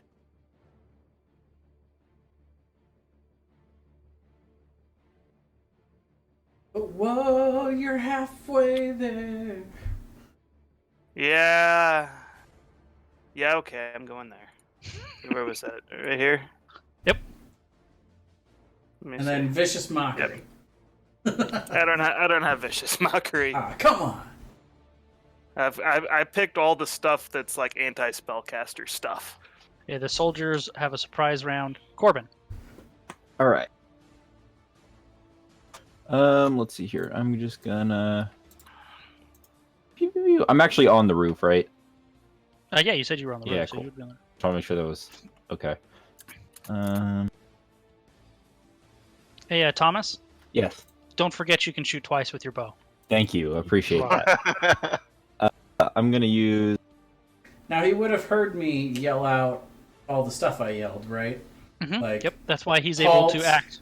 Yep. Halt, that was a warning shot. You don't want to see what happens. So, like, he knows that I'm calling the shot not to attack unless they're aggressive. Just, I would hope. Yeah. So I'm gonna increase my my movement speed by 10 feet using my my thingy. Okay. Nice. And then can I see any of these guys from where I'm at? Mhm. All right, then I will shoot them twice with my bow. All right. I'm a lot better up close, but this is just the way it turned out. So, One hit. so 8 piercing on that guy. He takes another shot to the chest, and he's kind of on his hands and knees, very close to not being with us anymore, but still going. That's all for me. Fine. That was also a warning shot. As you run up and start yelling, you can see the recognition kind of cross and surprise come across Dane's face, and he starts and you hear him yell back to his men, "We know this is the only way. Crench, move!" And then he attacks. Fireball. Okay. and I would attack him back, but I assume he gets at least one attack before that. They both miss regardless, so go ahead. Oh, I didn't even see anything. Oh, why is it doing it that way? He rolled a 6 and a 10. Hold on. Nice. Whisper to GM. Always whisper rolls, never whisper rolls. There we go. Now they should be up there. Let's see. This is nothing. I'm just seeing if it pops. Yeah, there you go. So he missed a third time. Well, Okay, so I Craig- said I wouldn't attack him, so I guess I'm attacking the guy next to him. All right. 10, no. And that's not Brennan, it's Crench. Second attack. 13 hits. 13? Oh, 13 wow. hits. These guys are Bush League. I'm going to re-roll that 1. So that is going to be That doesn't matter, he's 23, 25, yeah. He did. He did. Yeah. You, as he's crawling on the ground from the arrow shot, you just put him out of his misery, and I think you could. Oh, you bonus action rage. So I probably yelled too much for 6 seconds, but I'm gonna say I want this one alive. You know, kind of indicate the one in front of me. Morg yells no promises.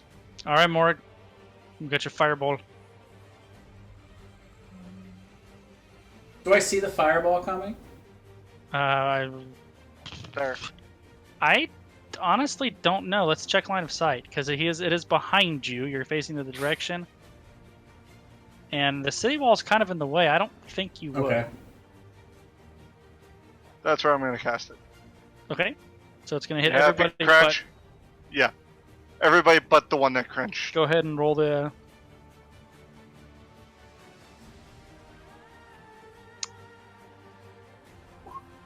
Oh, I forgot. Fuck. So what's half You damage? forgot to light up. Yeah, I in my mind I knew I needed a bonus action light up, and I forgot about it. So half is 15. Correct. Whoops.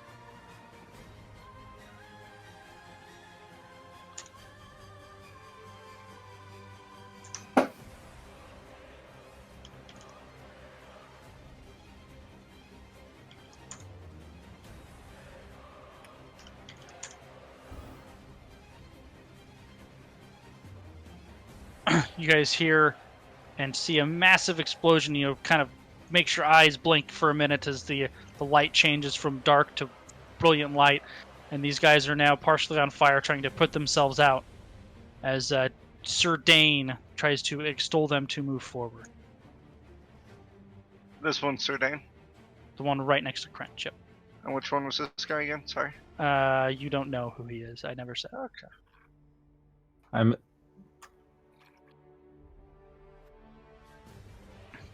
I don't know, but the guy on top seems like a real asshole. I can just tell from looking at him. The two guys that peeled off, they see Corbin on the roof. I assume Nope. neither of those hit. And then the two Crench is blocking the way. So they will attack Crench. The one to his left. Both miss. And the one bottom left.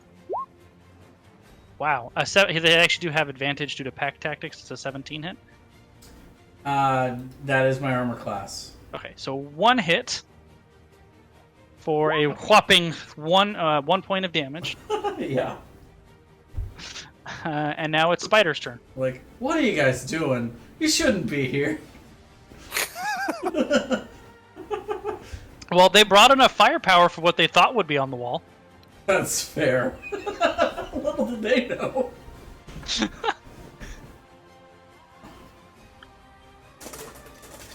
Andrew? Spider Boy? Spider Boy. This You guy's done still thought doing pretty wrong. good. What was that, Andrew? I said this guy's still doing pretty good. Well, I mean, pretty good is relative, but he's wounded. Yeah, so I'm just gonna, because I'm not in the mood for this shit. I'm gonna go ahead and wild shape,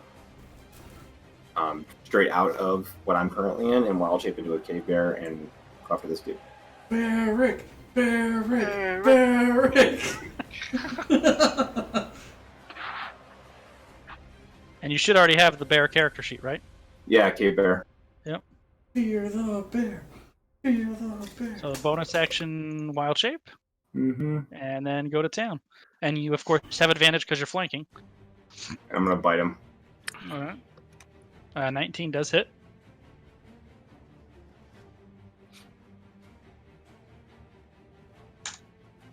And I'm gonna claw him. 11 does not. But I have his head in my jaws, so I just want to point that out. You're crunching on his plate mail helm. Yeah, just going, just crunching it, smashing it in on his head.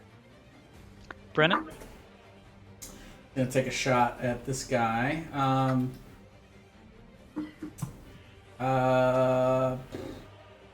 Actually, he's gonna look at Crunch down there and the fact that he's handling that just fine.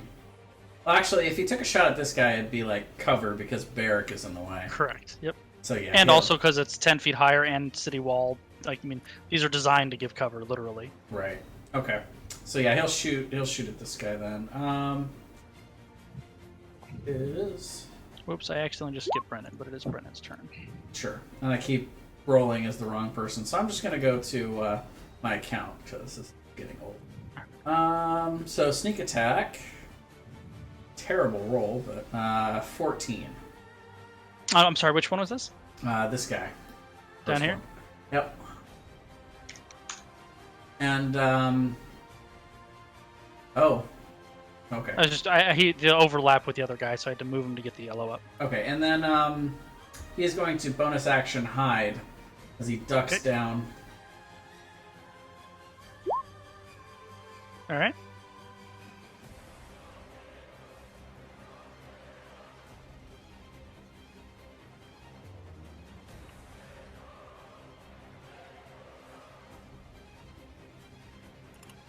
It is the knight's turn. He attacks the soldier one in front of him once and misses. God, he's rolling terribly. He turns and attacks Barrack once and misses, and then a second time, and finally hits for 10 points of slashing damage on Barrack.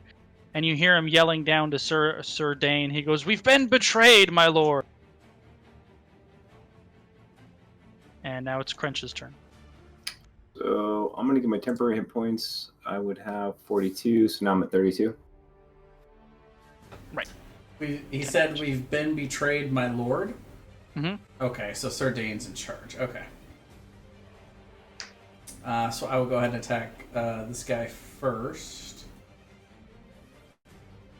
I'm gonna try and get rid of these boyos. 16 to hit.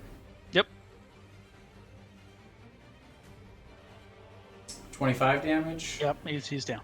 Attack this one. Nope. Yeah, that's not gonna do it.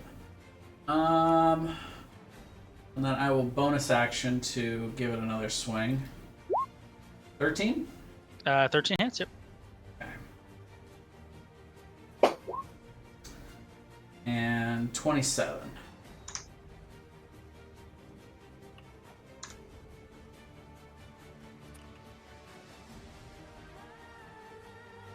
You just chop down 2 more of them.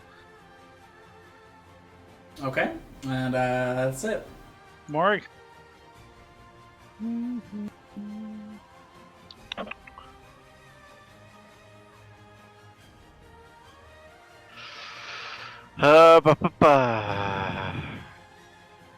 Yeah, I'm just gonna fireball those guys.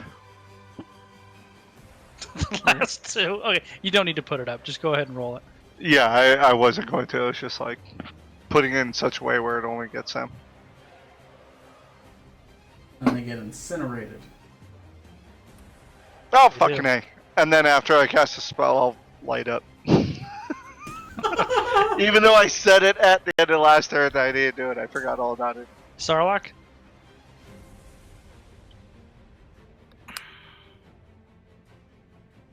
Well, that looks handled for the most part.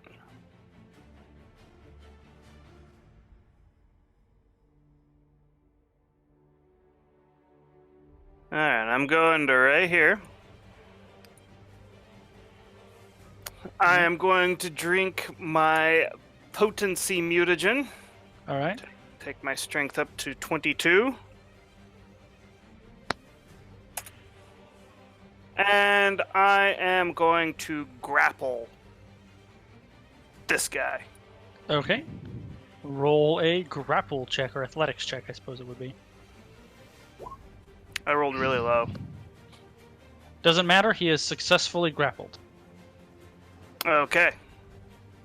And while I'm holding him, I'm just gonna be like, kind of looming over him, and eyes like staring at him like very intimidatingly, and just saying, "Don't move."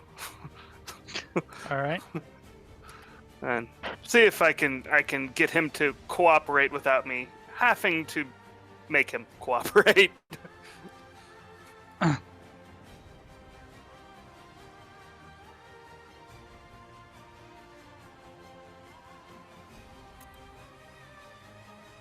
And that's my turn. All right.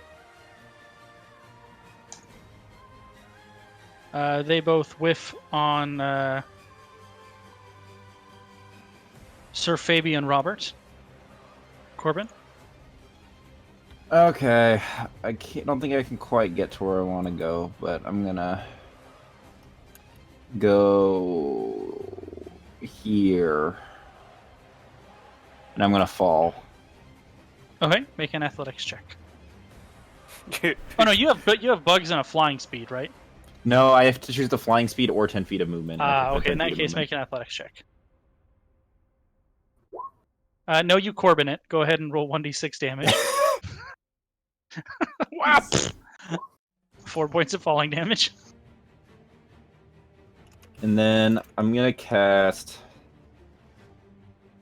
just in case, I'm gonna cast web here. Like inside the building? Yeah. Just all over like the lever and stuff that they need to get to. I don't think you could see that because it's inside and you need to be able to see. Oh, I thought it was just like, Well, let's read okay, it. that makes sense. You can do a master at the point. Actually, it says at the point of your choice within range. It doesn't say that you need to see it. So it is a point of your choice within range. I think that works. I just assumed you needed to see the area, but it does not say that, so we can roll with Yeah, that. I'm just gonna drop a web right here. It's on the inside, not overlapping. Yeah, yes. Pretty much anyone that goes within 20 feet of that It's bar basically in rough terrain or whatever this spell does. there you go. Yep. All right. But rough terrain and has to make a dex save or they get stuck in it. Yep. That's pretty great. I love that. Web's a good spell.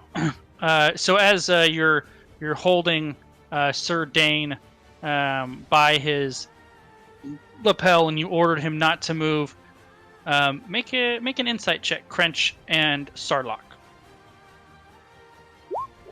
24.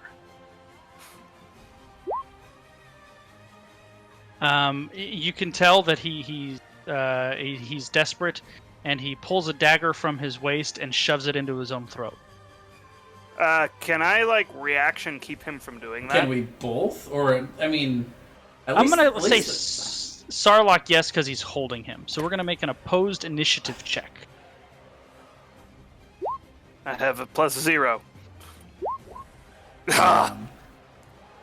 He shoves it deep into his throat, and his head falls limp to one side, and he's bleeding profusely. Somebody go get Lucius. We have 1 minute. Is he dead or bleeding out? Make a medicine check. He is 20. bleeding out. With that medicine check, can I put my hand over it and try to keep that from happening? Do you have a healer's? I think you need a healer's kit to do that. I will use my alchemy supplies to cauterize his neck. I think it's a bit of a stretch. Okay. I do not have a healer's kit. Barrick?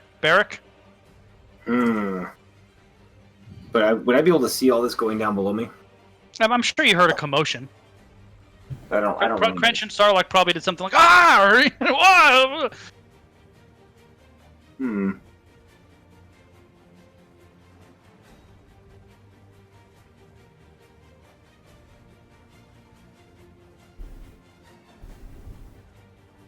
debating if I should go try to, Yeah, I've been trying to figure out how much of I would actually see in character, or understand what's going on in a character. So, Barrick, being fully engaged with this guy, gets pissed off with him, and I grab him trying to throw him off the edge because I'm just annoyed. Not this way, this way.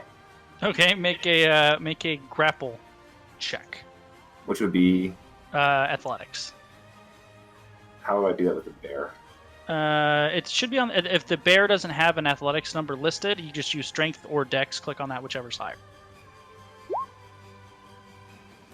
Okay, so he is successfully grappled. You can move him at half length, or half speed, because when you grapple somebody, they're at half speed, and you drop him off the other side.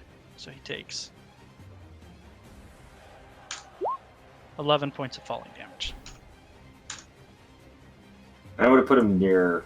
I wanted to put him more like here. Where's here? Oh, okay, yeah, that's fine. Drop him off that side. Yeah. Sure. All right, Brennan. And then can I move at that point, or am I not able to move anymore? No, you still have more movement. You would have used 10 feet of movement to do that. So you would have whatever you have left after that. I can move 40 feet as a bear. Right, so you have 30 feet left then.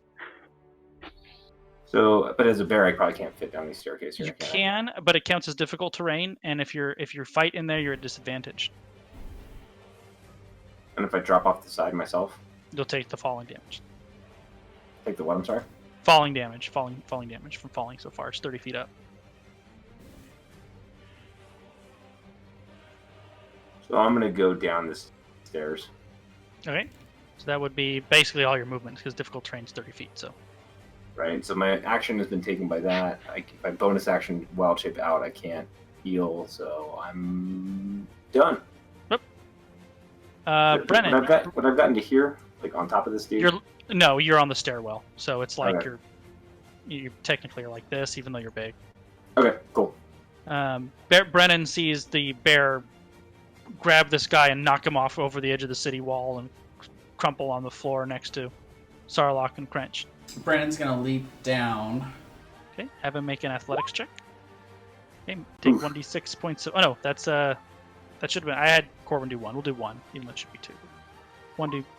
4 points of falling damage. Uncanny dodge. No, just kidding.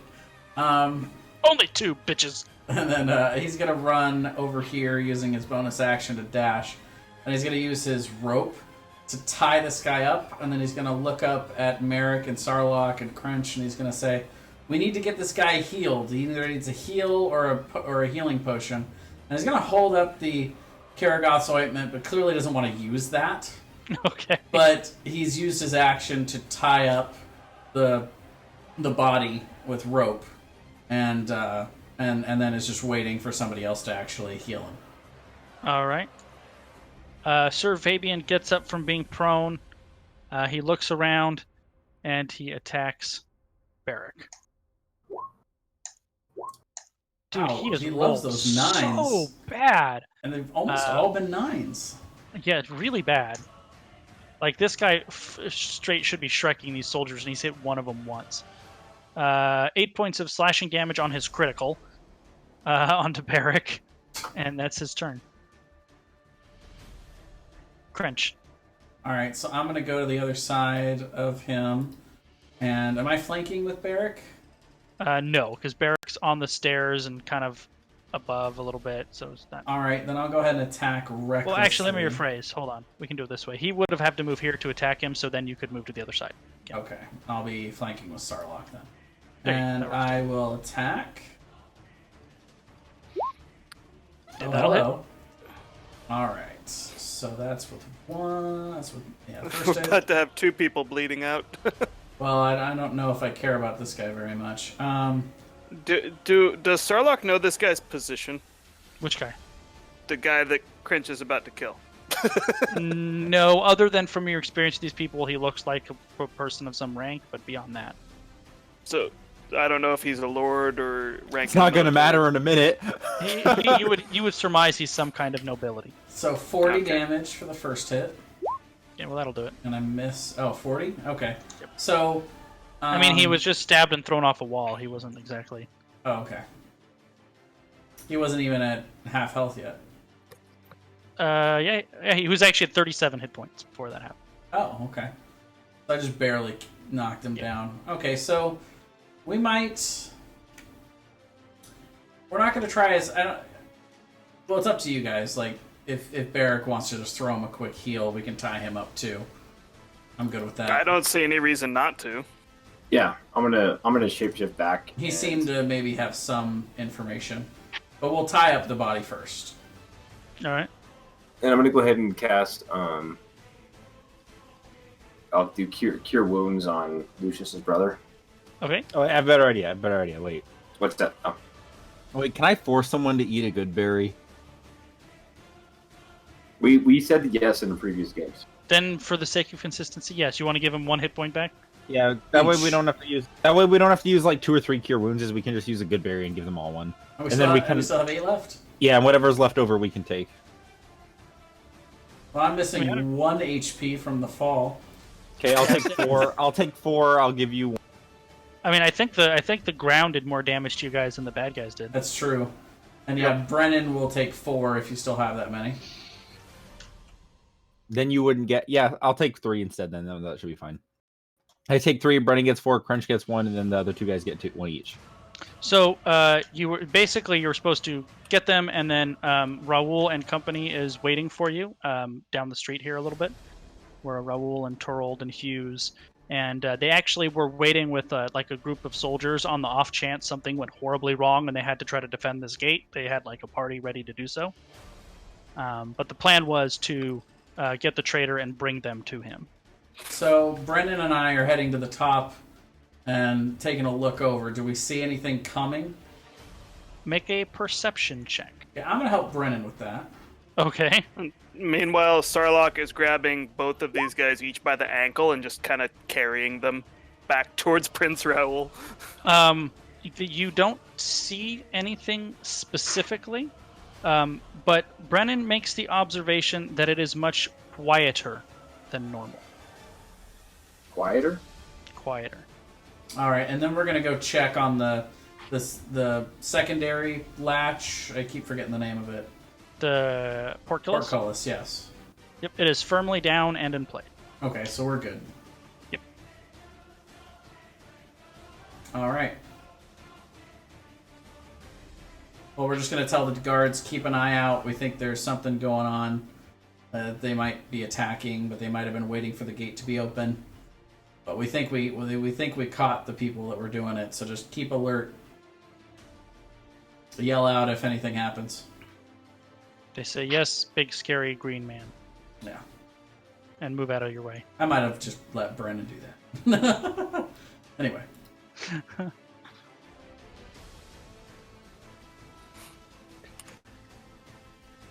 All right, so bringing him back to the center of the city where they're waiting for you, or... Yeah, I've got them like grabbed by the ankle, and I'm like carrying them. I'm not dragging them. I'm carrying them back towards Raoul. All right. Dane is he looks like completely dejected and almost has a defeated air to him, whereas the other one it has a defiant kind of posture. But they both know that they're not long for this world, basically. And as you guys are working your way through the city towards where you can see a group of soldiers, kind of nervously fidgeting about the possibility of combat with with Hughes and Torold and Raoul ahead of them. You approach. He sees he being Prince Raoul sees the 2 that are with you. You can tell he clearly recognizes who they are. And as you're about to speak with him, there is a massive explosion, so much so that it knocks half of you off your feet. Your ears are ringing. Fuck. And just as you're getting the wits about you, you look to the south and you can see debris and bodies and fire, and then there is a second equally massive explosion, albeit slightly further away, and that's where we'll end. Is it that fucking cannon? Guessing it is, but I'm guessing it blew up. Maybe, I don't know. They shot it the one time it could shoot, and it destroyed itself. But they were both from the same direction? Like the explosion that was further away was from the south? Right. So basically, I'm sorry, not the south, the north. Completely north-south. The north, and then the second one slightly, also north, but slightly more northeast. And are we now level 8? And you are now level 8. Yeah. Yay! Huzzah! Yay. Feats. I need to find another feat. I know exactly what I'm taking. Oh, but by the way, So we should keep our experience as 1/4 or as 0? Zero. Yeah. Jay, you asked how quickly, how hard would that be to work up?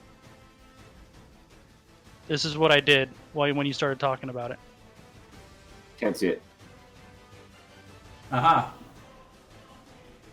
I was like, they might attack a fort. Click, click, click, click, click, click, click. Move, move, move, move.